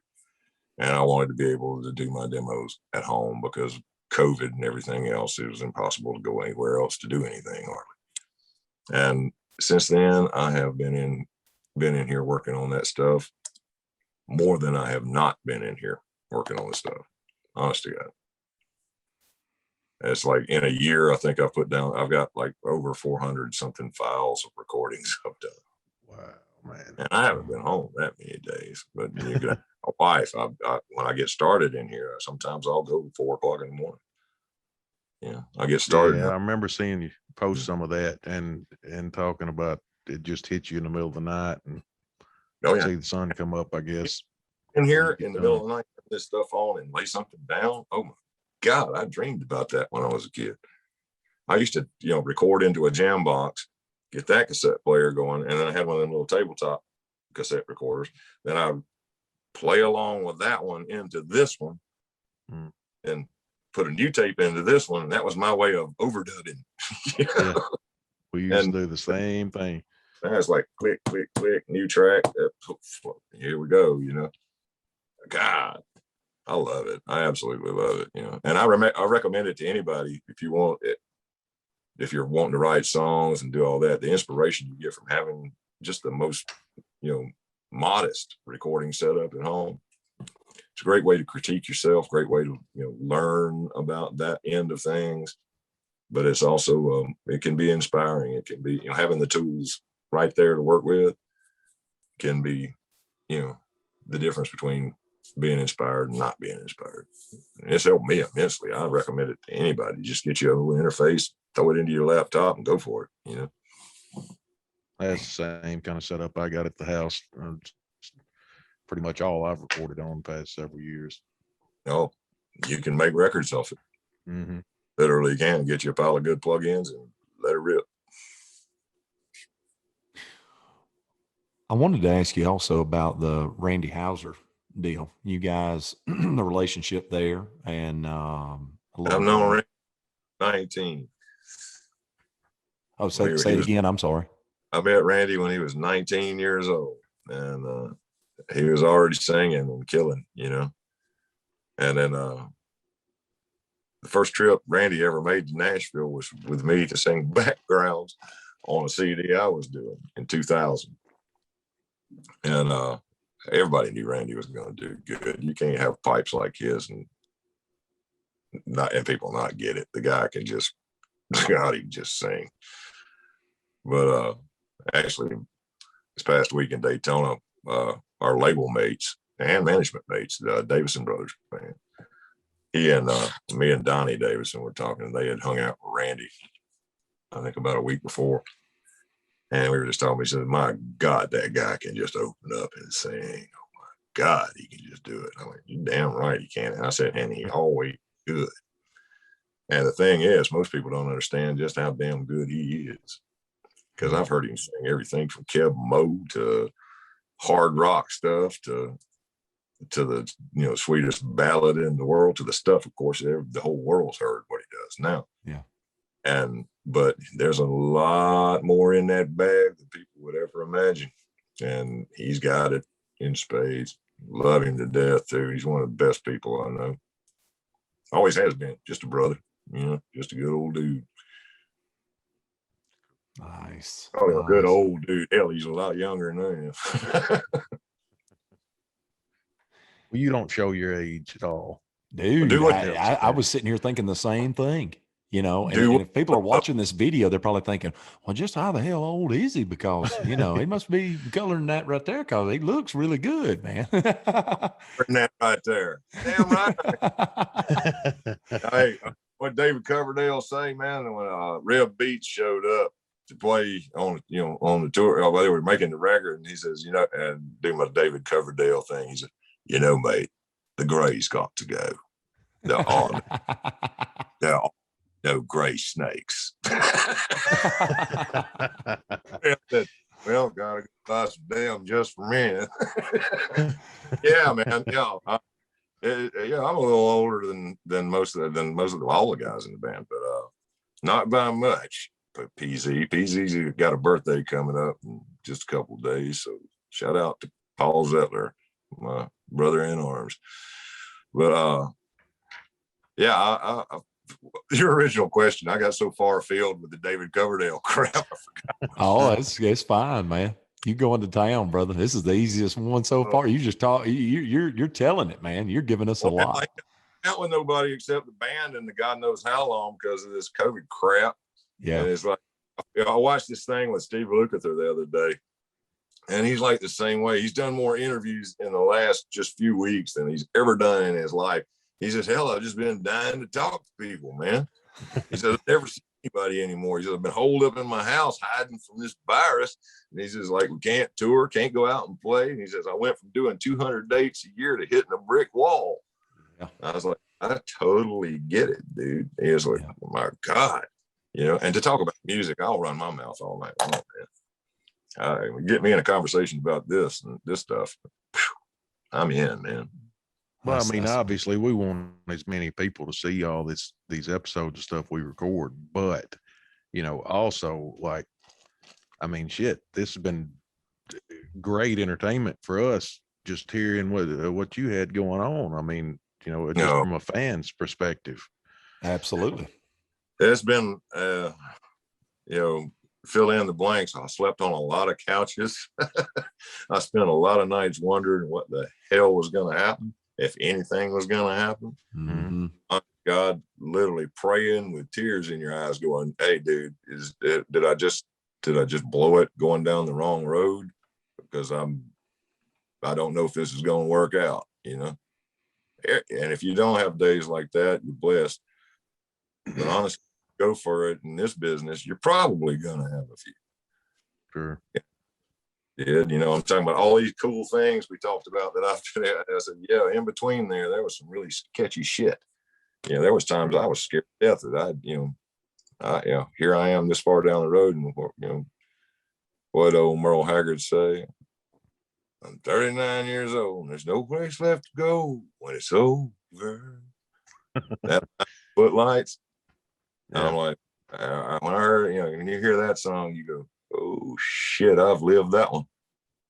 And oh my God. Everybody we've had so far has basically said that there was a lot of times of thinking of giving up, or not giving up, necessarily per se, but is this, the right tough times. Look, I've always said entertainment business is a roller coaster of really high highs and really low lows.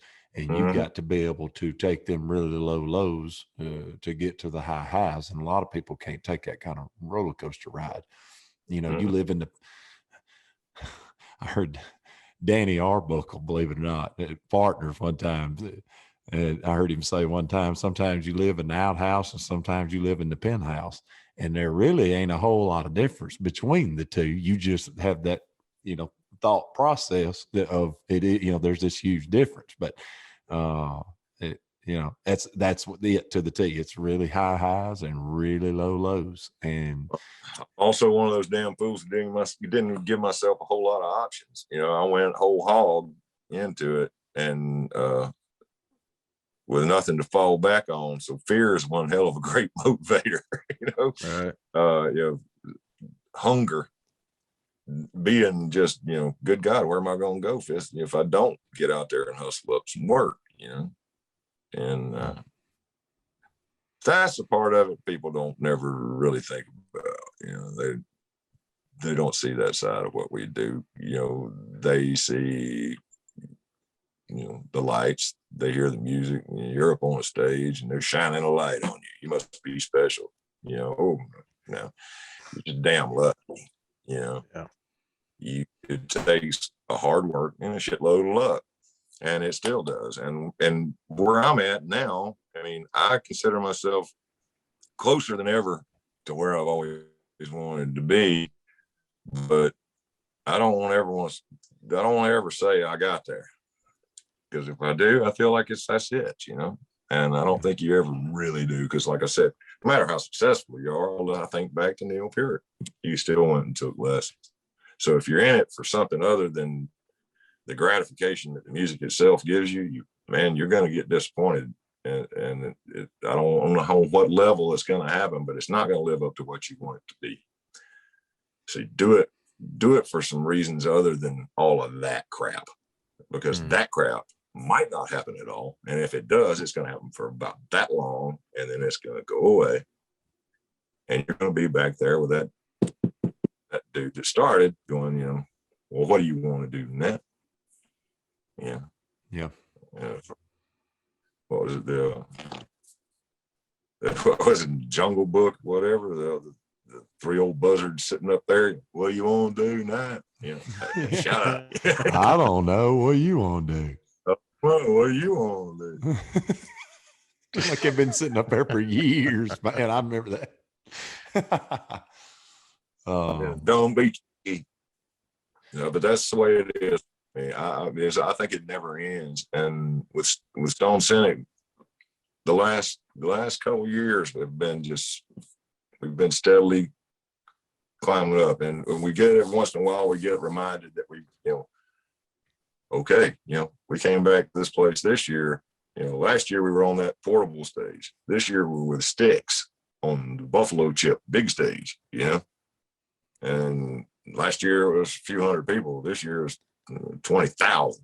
It's like, okay, and you take that moment, you go, thank you God, all right, cool. And then you go, next, what do I have to do now to keep going? Because I'm blessed and I'm lucky, but I'm also scared shitless that it'd go away. And I guess that's a motivator. I don't know. I don't want it to end. I never want it to end. I want to play music right up till I fall over. Yeah, same way. Don't. Yeah. That'd be all right. That'd be all right with me. All right. I tell you what somebody new coming into the business, right now. And when I say the business, I mean, I'm not necessarily talking about somebody that's wanting to go to Nashville and has already been playing the bars and stuff, but I mean just somebody coming into the business that's, knows how to play and is wanting to go try to do something and, try to start making money at it and maybe even chase a dream, eventually. And after paying some, what do I need to do to pay the dues on it? What would you tell somebody coming into the business now? What kind of help would you tell somebody that asked for your advice on that? And what would you tell them to not do? That's a hell of a question. You got to be careful how you answer it, because you never want to steer anybody the wrong way. Yeah. And the business itself, I mean, it's changed so damn much.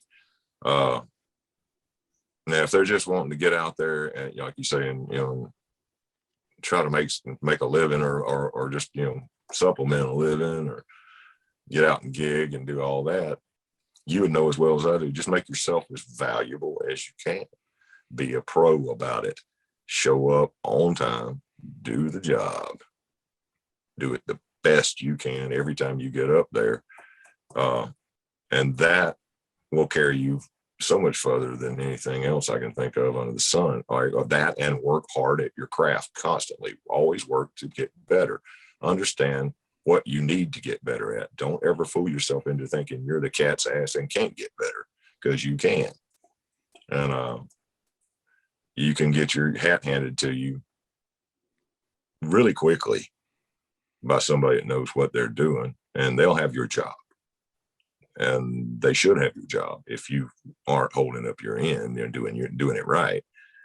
But be willing to work hard. Be willing to work at it. When you're not on the job, you're gonna have to put in time when the lights aren't shining on you, when nobody's looking. That's when you do the things that make it happen when they are. And hustle.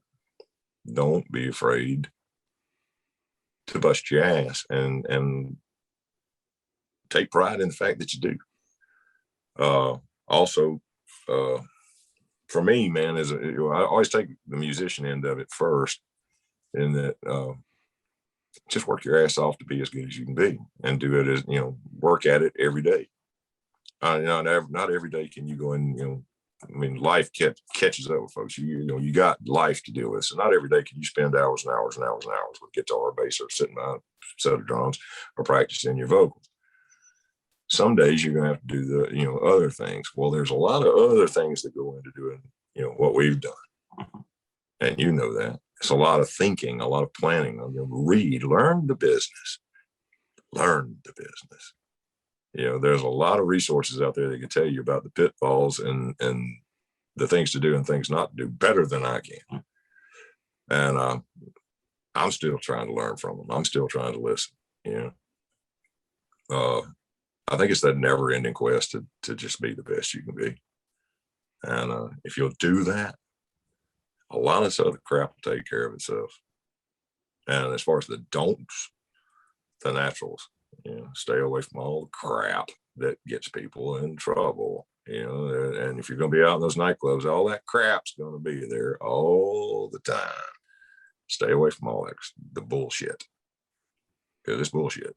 And there's a book this thick of all the people who've reached the top of the mountain. There's a book this thick of all the people who could have and screwed it up.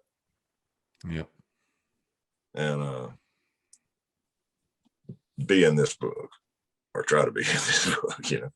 The other one's full enough, and I've got the tombstones to visit to prove it. But just, it's hard for me to say, because I feel I feel weird talking about it, because I still feel like I'm a work in progress too. I still feel like I'm trying. I'm still on my way. I'm not there yet. Well, the preacher's the sinner too, but coming from somebody like you, it can make an impact on people. Yeah, I just feel like it's, career wise, giving reams of advice is kind of awkward position for me because I still feel like I'm on my way still. I'm still climbing. And for those who are climbing, who might be passing some territory that I've passed before, if I can help them, yeah, absolutely, I'd love to. But every day is a learning experience, and don't be prideful. Ask questions of people who know more. You know, the smartest guy in the room is the one that's asking the questions. He's gonna be the smartest one. There's a lot that goes into it. So much of it is luck. So much of it is just the good Lord smiling on you, man. And just do everything else that you can do to be as good as you can be at what you do. Be willing to work your ass off and hit your knees. And thank God. Pray for what you want, but be thankful for every second that you even get to attempt this, because it's just not, it don't last forever, and it goes away so damn fast. It's all over. I'm getting older, bud. I'm starting to realize how short life is. I'm like, oh God, think about that a lot these days. Yeah. Well, back to what we was talking about before we started the podcast. The COVID, I think, made a lot of people start talking about some things and thinking about some things that they never did before. I know it did with a lot of people I know, and I mean, really strange, almost like that whole. You know how you always say, well, when we get older and we're sitting in the rocking chairs and we'll talk about all of the, talk about the journey. Well, a lot of people were sitting at the house and didn't have anything to do. And guess what you did? You talked about what was going on in your life up to this point. And it's like, hold on now, we ain't got retired yet. And I'm, like we said forward, maybe need to reevaluate some things, Absolutely. When, the whole world seemed to hit the pause button, it was definitely a time for some reflection and some introspection, but yeah, I totally get what you're talking about.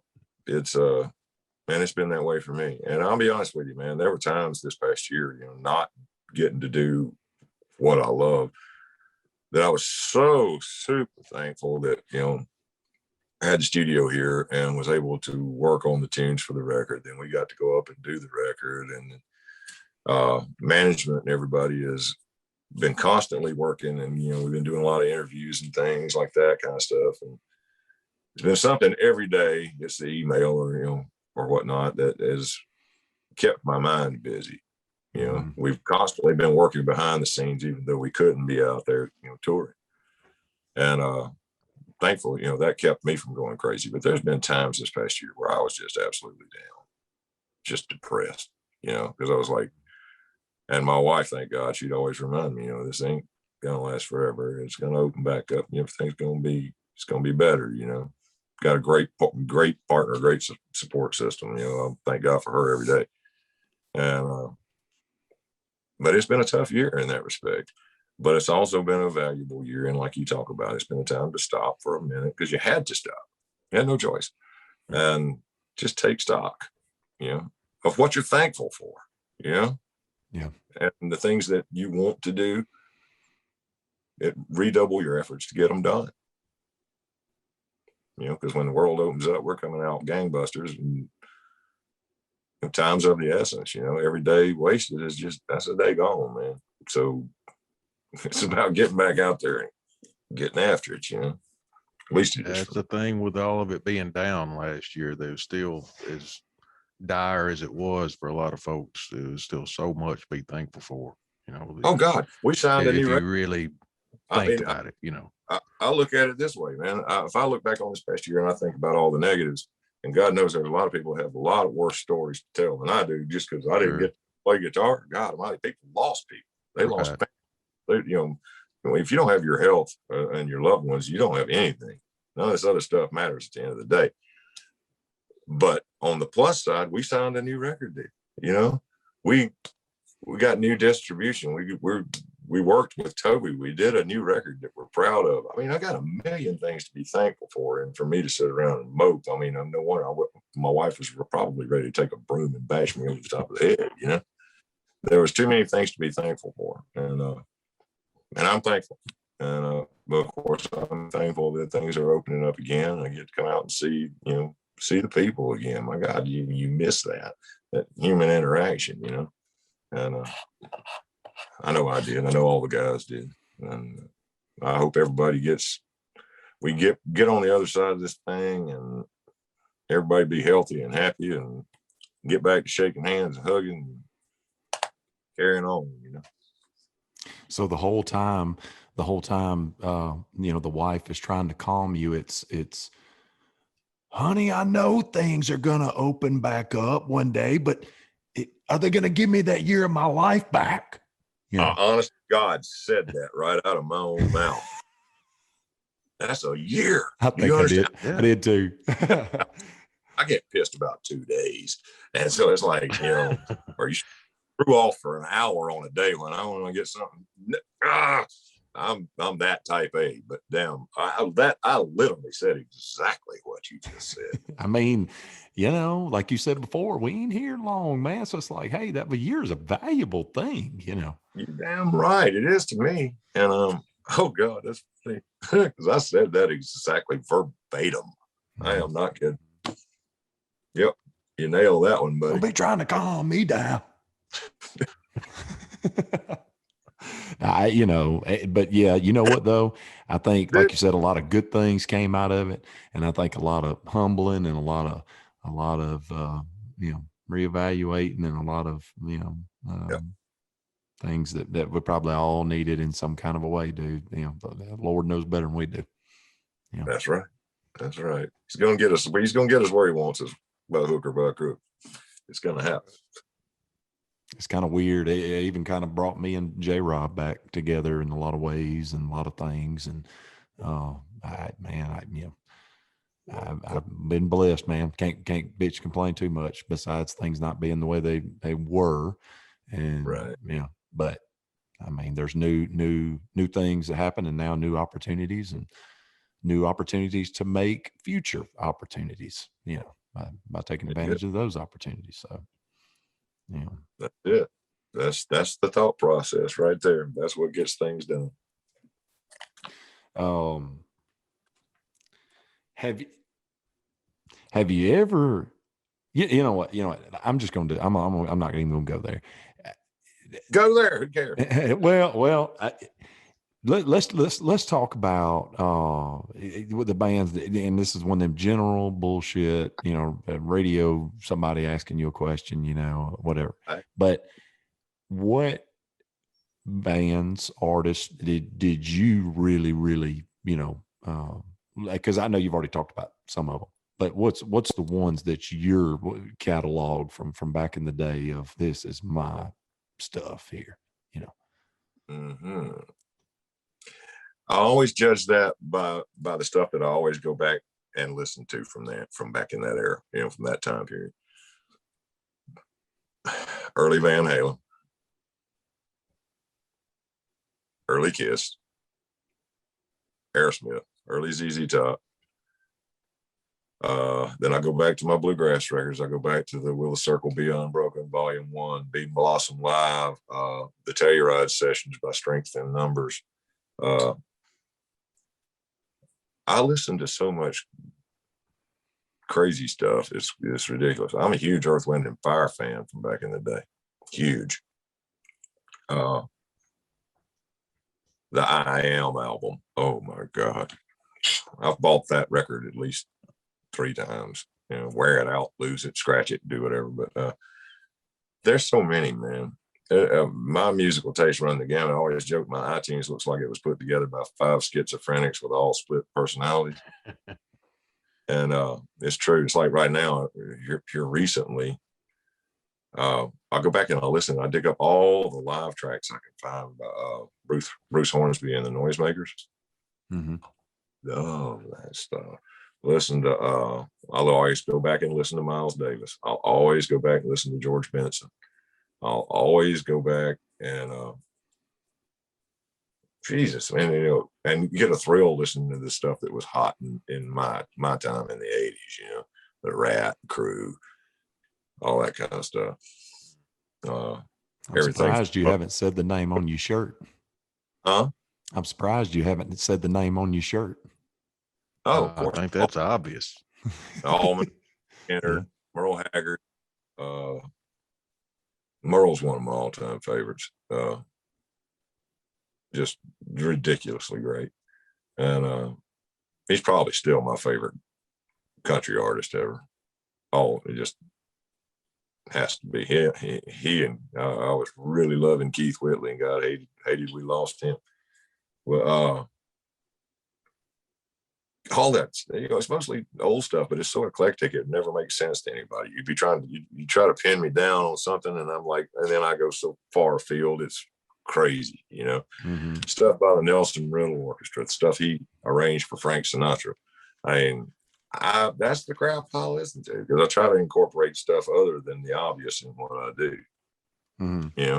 Like I listen to a lot of piano players now, Keith Jarrett, Bruce Hornsby, people like that. And the stuff they do inspires me as much as the guitar players do. But yeah, it's so crazy, the stuff I've listened to, man. And I guess I get that from my dad, because his was the same way. He would be listening to one thing one minute and something completely different the next. And my wife's the same way. She might be listening to George Strait one minute, she might have Metallica blasting the next. So is Joey Etheridge, is he going to be the mentor there? Is there going to be some others? And we'll kind of bounce back, but personal stuff, of course, starts with my dad. Then of course Joey, Chris, their brother Tommy, the late Philip Whaley, another local musician from Meridian, Leon Williams, Alvin Linton, Raymond Huffmaster, Mississippi Chris Sharp, all those guys back in the hometown that just knocked me on my butt. They were so great, still are, many of them. They're still picking. And oh gosh, I owe so much to so many people, man. My God, it's it's ridiculous. It really, really is. I think I've learned a little something from everybody I've come in contact with. Yeah. Like a sponge, just always listening, I think about that kind of made me who I am, I guess. I don't know, musically. It's just everybody you can think of. You name it, I probably dug it, or at least dug some part of it. I found something in it that I found of value,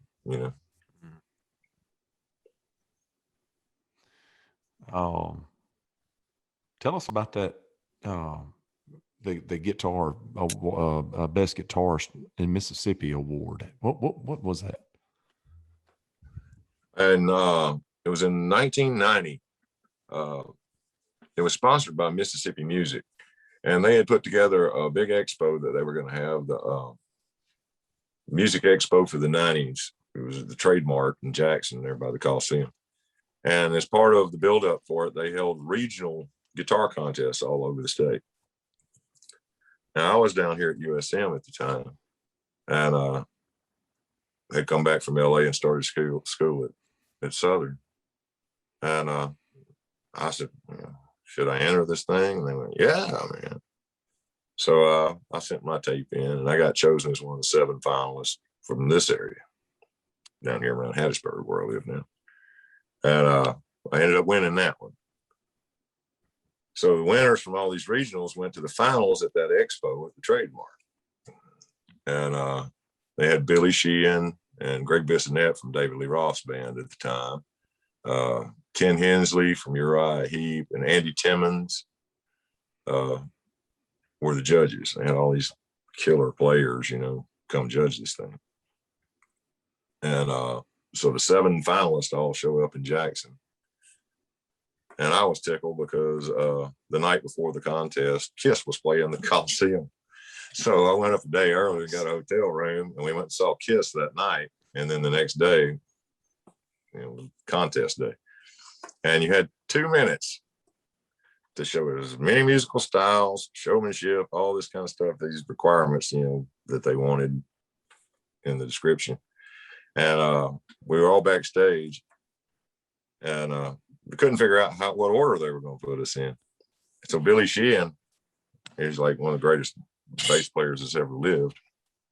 He had the idea. He took a paper plate from the deli tray back there and ripped it into 7 pieces and wrote 1 through 7 on it, and put them face down in another paper plate. Yeah, it was real fancy. And we all just picked a number. I had to go first. I was like, oh crap, Yeah. I don't even know what I'm up against, and I've got to go first. Yeah. So being the young little smart ass I was, I went out there, and when my 2 minutes started, I played post time. Like,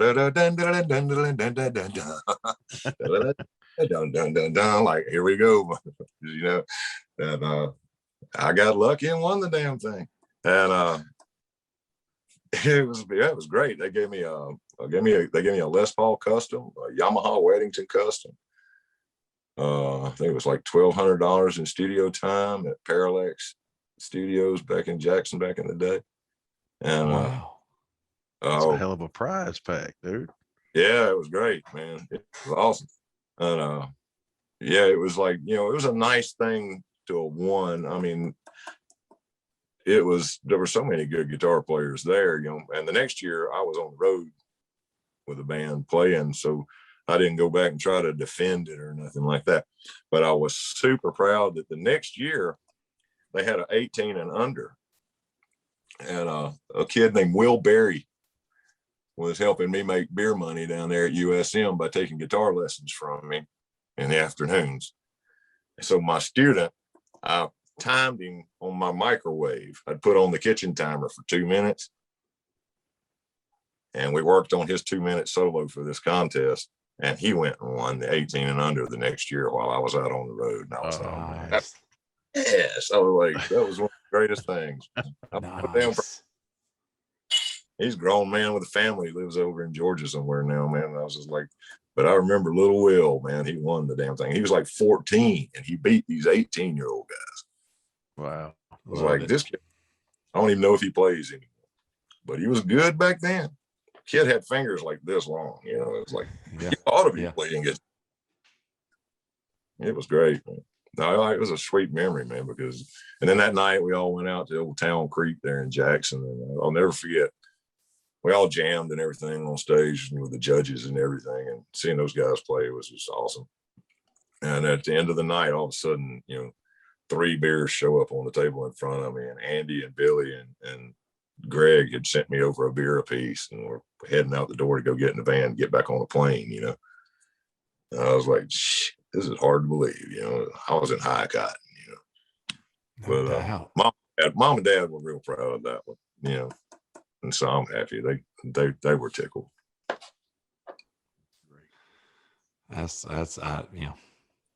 It seems to me, just you talking about that, it makes me want to say, was there more appreciation for musicians back then than there is now? Has the internet kind of, I don't know, lessened that a little bit? There's so many other avenues for entertainment now. Yeah. Your live musician just don't, especially like locally or anything, you're in competition with, all this stuff that people can do at home. Mm-hmm. And the entertainment dollar has got a whole lot of competition working for it. So maybe that's part of it. I don't know. There seemed to be a lot more of a scene back then. There were more places to play. The money was actually better locally. Wow. Yeah, I've heard those stories. Hell, it was even better back when I first started in 04, 05. I remember, there was so many places everyone was doing Friday and Saturday night, and that don't even exist anymore. Yeah. I remember, back all the way back to the Zettler days with Paul and Jim and all of them, first real band I ever had. Hell, the money wasn't much different then than it was the last cover band I played with, 7 years ago. Mm-hmm. It hadn't gone up. I was like, what's wrong with this picture, man? Yeah. I was making more than I was making working 50 hours a week. on a weekend. Mm-hmm.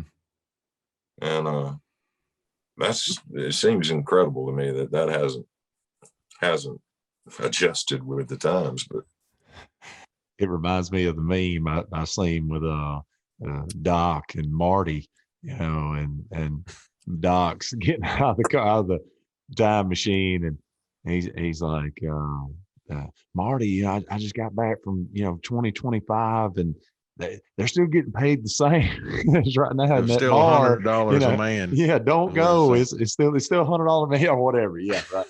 Right, isn't it? Oh my God. Accurate. Oh my God. Yeah, who would have dreamed it? Musicians are always been undervalued, but that's why I say, do it for different reasons, because the riches, especially since the music business has completely been flipped on its head in the last 10 years, you back in the day, you'd sell 1 million records, you made a bunch of money. These days, no, you make all your money on the road and merchandising. Yeah. You make some in publishing, but if you're lucky, but there's too many ways to steal music these days. Yeah. Mm-hmm. And for some reason, what we do is like, well, it should be free. Yeah. Yeah. Yeah.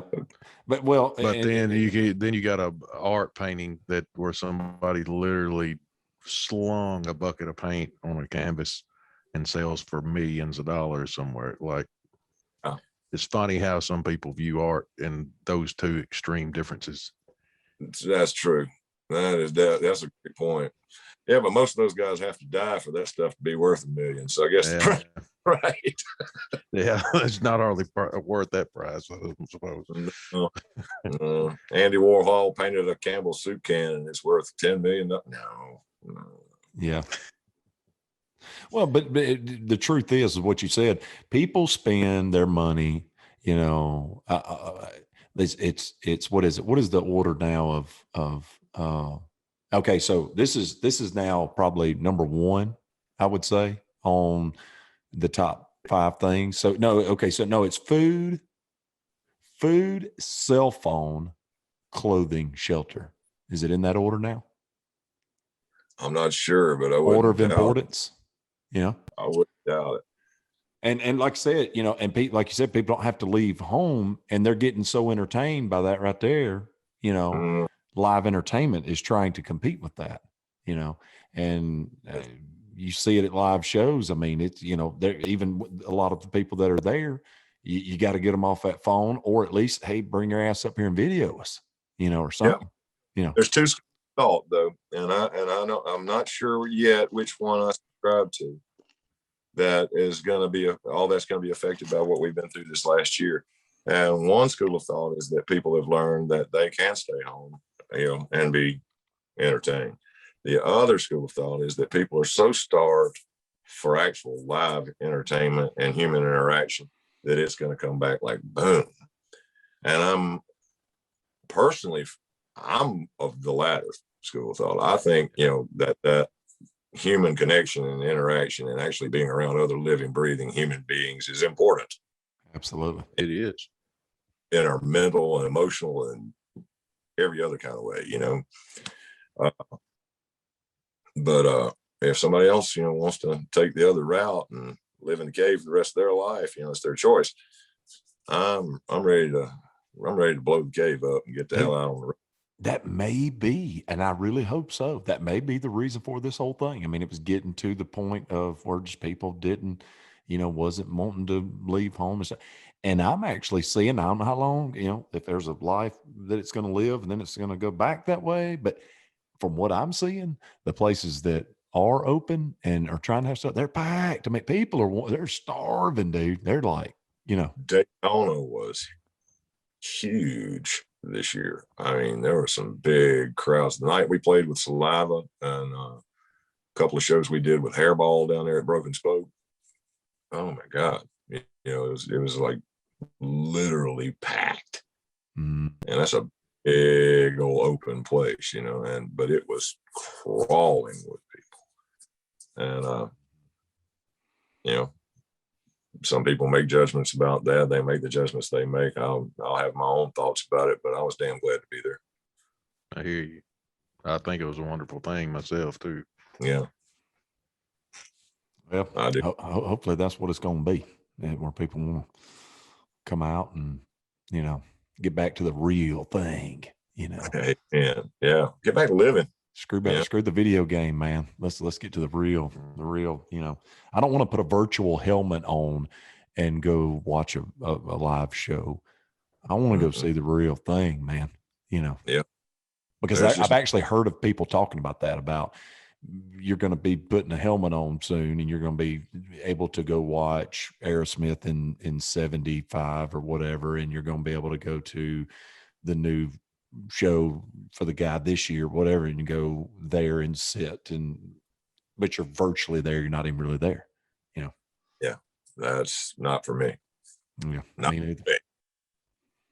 Me neither. Too old school for that. Yeah, definitely. They still can't even talk me into in-air monitors, dude. I was really reluctant. Derek talked me into that last year, and I'm okay with it. I still miss that amp. Beat me in the back though. I used some that Toby built in the studio, and they were great, but live, man, I just can't handle it. Well, the main reason for it is, you know, doing the click. We're having to, you know. Yeah. Oh, sure. Yeah. But it serves a purpose. Yeah. We're going to handle that one. Oh, all right. So, you know, you've talked about Stone Senate a lot, and, you know, but what's the, and I know you can't give away too many cards about a lot of things y'all got going on, but what's the plan? What is your plan moving forward? Not just the Stone Senate thing. I mean, obviously that's the main thing here, but what have you got a plan moving forward, or are you just saying let's see what's going to happen and take life? Well, honestly, a lot of the time that we've been down has been spent on the plan, and it's more of a collective plan that's put together between us and the label and management and everybody. And we were blessed. We have a hell of a team up there in Nashville that, you know, have been setting the stage for everything to open up, and it's affected everything from our release dates to everything else. Everything's planned around when we can, you know, take advantage of releasing the record, not just throw it out there, but be out in support of it and everything. And for me personally, plan wise, it's always been about, you know, the greater good of that project. I mean, every day I wake up and try to figure out what can I do to help further it. And there's been a lot of virtual meetings, a lot of phone calls with 7 and 8 people on them and all that kind of stuff, which has gone into planning what comes next. You know, when they open the gate, so we'll be ready to run through it, and making sure that I'm ready to do that. That's my plan, is to basically make sure that my end is ready to go. You know. Mm-hmm. Also, after making the record, I came back home, and it seemed like the writing process for me, I got on a roll heading into the record, and I've just tried to maintain that. And of course, my writing was concentrated on Stone Senate exclusively heading into making the record, because, you know, I was always a believer in having as many songs as you can have when you go in there, so you can pick and choose, you know, which ones are the best. And I've kept writing. So now I can relax a little bit on the Stone Senate thing, although I still write toward that more often than not. But I've gone back to writing with the eye for pitching songs again, you know, outside the band. And been lucky, had a few cuts here recently, and we'll see how they do when they come out and whatnot. But I stay at it every day, some aspect of it every day. I just keep doing what I've always done, which is just work at it. Sweet. Yeah. I mean, I waste a lot of time, and but I spend when I do bury into it, then I'm into it. You know, it's like I'm either doing it or I'm totally not doing it. You know, and when you said, you got to have a little balance, man. Yeah, things out. I love to get out in the woods. I love to go fishing. I love just farting around here at the house and with my dogs. You know, doing anything. You know, just normal stuff. But for me, normal is doing that other stuff. You know, right. It's been all this time, and so when I'm not doing that, I feel kind of out of whack. You know, so I always end up in here messing around on something, even on days when I just swear I'm not going. I'll still find a way in here to do it. You know, go to bed thinking, okay, I'm gonna sleep tonight. Damn it. Lay there watching TV, and I'm just like, okay, I'm gonna ease out of here. Here comes that riff. Go, thank you, man. Because I can come in here and just crank it as loud as I want to. But that's me, man. I love it. I don't want to lose it. I don't want to lose it. Let me get in there. Let me get it. Yeah. Yeah. You're gonna wake up tomorrow and remember that crap I learned a long time ago. You're not. You better get up. You better go write that sucker. I made that mistake years ago, and I'm like, oh no, it ain't the same. It ain't the same. So I learned, if you get an idea, get up, go write it. Right then. Don't wait. Well, tell us about our mutual buddy there, Ted, man. Yeah, you briefly said a little something, but man, you guys are like thick as thieves. Yeah. Oh, Ted has been my buddy for years, and we're truly brothers. We are truly brothers, and it's like, it sounds funny, but we've saved each other a million times. You know, it's like when the other one was just having hell, the other one seems to just naturally show up. You know, and that's just been a course for me and him all along. And I thank God every day he's in Stone Senate, because we always had that radar for each other's play, and having him there opened me up to be able to write the stuff that I wrote for the new record, because I knew I was writing parts that this cat's got that cold, no problem. Whatever I come up with, he can handle it. You know, I send that to Ted. He's going to come back and it's going to be spot on. I always knew that. You know that with Ted. And nobody works harder than Ted. No, he takes it serious just as much as I do. And he has the same attitude about it being the blessing it is, you know. He's just the no fail guy. He's gonna show up every night. He's gonna have his shit together. And you know it. You ain't no doubt. Ain't got to worry about stage right. Yeah, I can tell that about him. And like you said, he seems real humble too. And, you know, keeps the ego, that's that side of the ego in the bag. Yeah. Cool as a cucumber. One of the best people I know, period. In or outside of music, period. Just one of the best people I know. Yeah, I'll agree with that too, for sure. Mm-hmm. Without a doubt. That's my bro. My bro hand. We're gonna have to get him on the show on down the road, no doubt. Right. He would be great on here, man. He's got some tales to tell. He could tell a few on me, and thank God he didn't. Yeah, I hit him up. That's how I got, you know, some of this information here. Yeah, he could bust my ball pretty damn good. He'd have me oh dude. Well, speaking of that, give us a crazy road story, man. We've all got some stuff, man, that, you know, okay. Give us something that's wild. I have to give credit where credit is due, because it was a group effort, but it was the brainstorm of our road manager, Chris Sauerbrey. Good old boy from upstate New York. We're in Fort Worth, Texas. Yeah. And we got there a day early, I believe it was. And we had played the night before and had a day off. and had a still day in hotels and didn't have to travel. So everybody's just out and about, you know, calling, hitting the Ubers and going to this bar, going to that, going to eat, doing whatever you do. All of a sudden I get a call from Chris, and he says, Dave's going to be back at the hotel here in just a minute. Don't say nothing, but we're going to call him, and we're going to send him a car to pick him up. Don't get in the car. Okay. He said, just make an excuse, but don't get in the car. So, all right.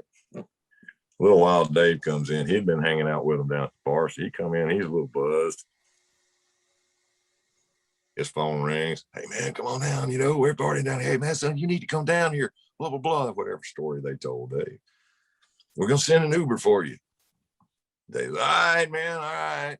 Just, yeah, man. You know, am I going to meet him out front? Yeah, just meet him out front.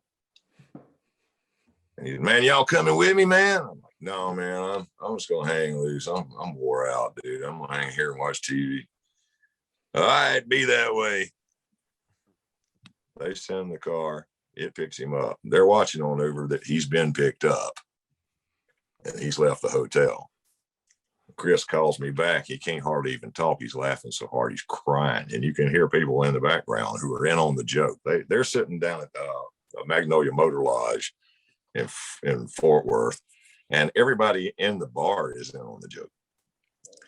They sent Dave, instead of to the bar that they were actually at, to the biggest, most famous gay bar in Fort Worth, Texas, called the Urban Cowboy. Dave gets out of the car at the Urban Cowboy, and he calls Chris and says, where y'all at? He says, we're in the Urban Cowboy, man. We're out back. There's a back area, a patio out the back door. So Dave walks in. It's the middle of the afternoon. This place is quiet. There's just a couple of guys in there.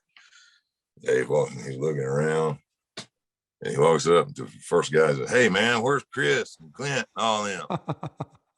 And the guy says, who you looking for, honey? And Dave, whatever. And he starts walking on back through the back, you know. And he's walking along, and he says, I started noticing there's all these pictures of all these half-naked guys on the floor. So Dave gets there, goes, and finally figures it out. It dawns on him that he's been had, you know. But the best part of it was Chris, Clint, Paul, all of them down there at the bar, at the actual bar they're at, and all of the people in the bar are listening to all this stuff happening on speakerphone and watching the Uber as it pulls in there that he's got out of the car and all this crap. It was one of the greatest road pranks that's ever been pulled on anybody ever. And Dave was just buzzed enough to completely fall for it. You know, yeah.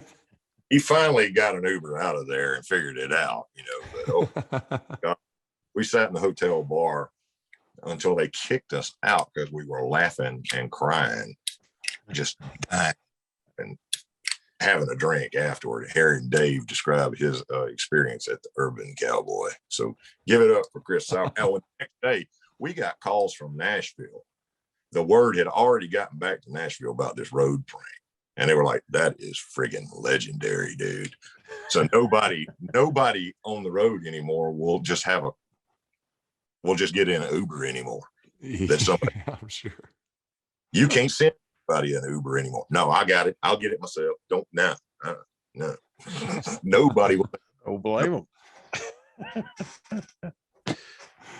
I won't leave the damn hotel room. I ain't falling for it.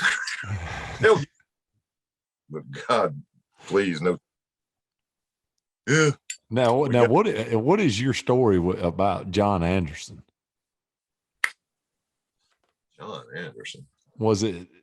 I spent some time with him once before. I remember you was telling us at the picnic tables behind the dry dock that night. Oh, John Anderson. The funny thing was that Paul could do. Who was the guy he did? Randy Travis. Paul could imitate Randy Travis better than anybody in the world. And I could do John Anderson. That's what. Okay, yeah, he said you don't Okay. like him. Yeah. So we used to just get lit and have these mock conversations between Randy Travis and Anderson. And I can't do Randy, but he could do Randy so damn good. You know, he had this Randy Travis, blah, blah, blah, blah. He would say some off-color crap to me. And I come back to him. I was like, damn it, Randy. You know, I ain't falling for your bullshit more, boy. He does sound just like. But I told you. I'm not a damn idiot. We'd get Randy Travis and John Anderson drunk and have them have It'd make for a great comedy record. Oh man, he sounded just like him. I don't think either one of them would ever forgive us for the stuff we had them say. You know what I mean? You entertain yourself however you can. I think. That deep, but yet out of breath, kind of like, you know, honey. I can't even do it. I can't even.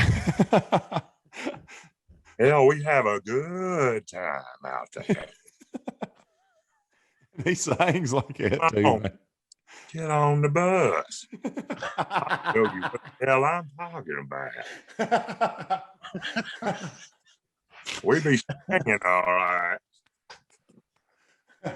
Just a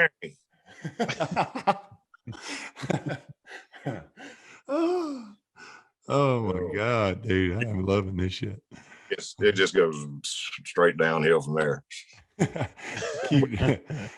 We keep each other pretty much in stitches out there. And some of the stuff is so inside now because it's about crap that we've done and seen.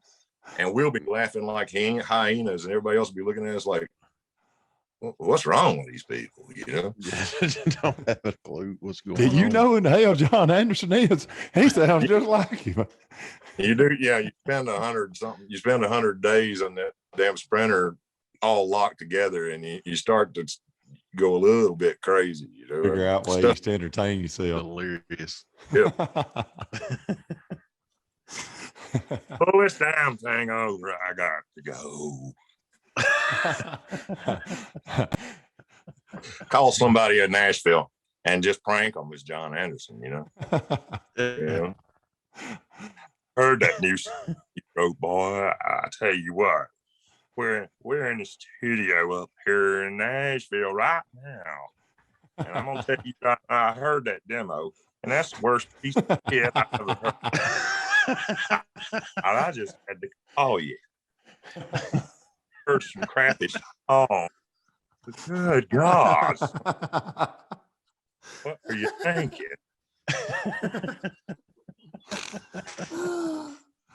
How the hell do you get? Oh my God, man. Wonderful. That is absolutely incredible. We're gonna have to hang out sometime and just, oh man. We're gonna have to load up and go to a Stone Senate show is what's going to happen. That's for sure. That's for sure. I got to see. Yeah, you call a writer of yours at 2:00 in the morning is John Anderson and tell him his new demo is a piece of shit. You know, it's all. That's the worst damn song I ever heard in my life. They ought to run your ass out of town. Yeah, the next day. You know what John Anderson said to me last night? What a prick.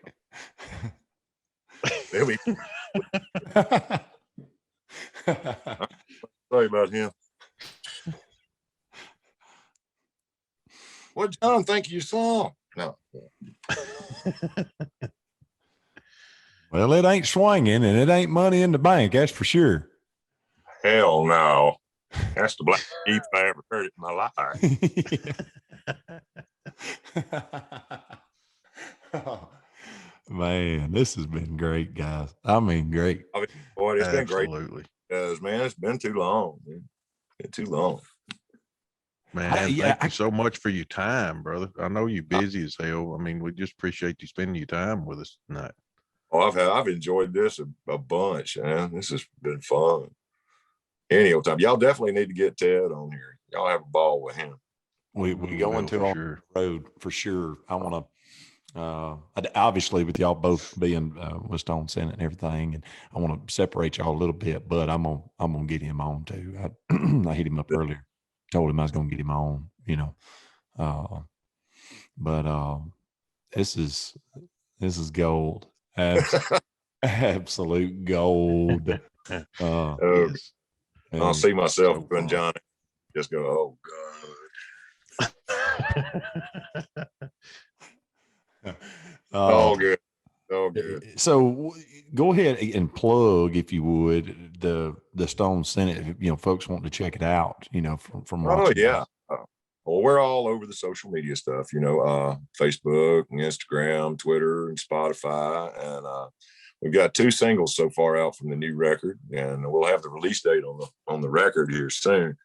The first one's Whiskey Helps, and the most recent one is Slow Crusade, and they're both out there on Spotify and on all the other digital platforms if you want to download it or you want to check it out on Spotify or whatever. And a pile of content on YouTube from everywhere from the Whiskey A Go-Go to Sturgis to all over the place. And yeah, just look us up. And of course, there's stonesenate.com and all the merch store and all that stuff. We're fixing to have a bunch of new stuff in there. So hang tight and you'll get on all the new goodies. But it's we're just looking forward to seeing everybody, man. That's our thing. We live to go play it live, man. Good old heavy rock and roll. But straight ahead. Yes, sir. And I'm talking about in your face rock and roll, and it is awesome stuff. Thank you, brother. Thank you. It absolutely is. Love it. And I appreciate you guys having me on, man. This has been too much fun. If you get bored, pleasure's ours, brother. All right, again, we'll go even further. That was absolutely, yeah, for sure, man. On here with me, and he can do the Randy Travis. I was just say that. I said the only way we gonna have you back on here is if he gets on here and there's some drinks involved, and y'all get to going on that. We'll change it halfway through and say, we got John Anderson and Randy Travis on the show tonight, and we're going to just let them take over here. Y'all just buckle your seatbelt. It's pretty hard to get kicked off the internet, but I think we could do it. We'll give it a good go. Lord have mercy. The political correctness of Zoom would cut us off. Done. Man. Like I said, James, thank you so much, man. This has been absolutely incredible. My absolute pleasure. This has been fun. This has seriously been fun. Man, y'all boys be safe out on the road, man. Have a ball and keep kicking ass, man. We're going to try, brother. We're sure going to try. Appreciate you, man. And then keep us updated on Facebook and everything, and we'll make sure and tag you in this episode soon as it gets edited. And we got a couple more we got to get out before we release this one, but we'll make sure and, you know, get you in all of that and seeing it, you know, as soon as it comes out. Good deal, buddy. Well, y'all take care again, dudes. Thank you. You do the same, brother.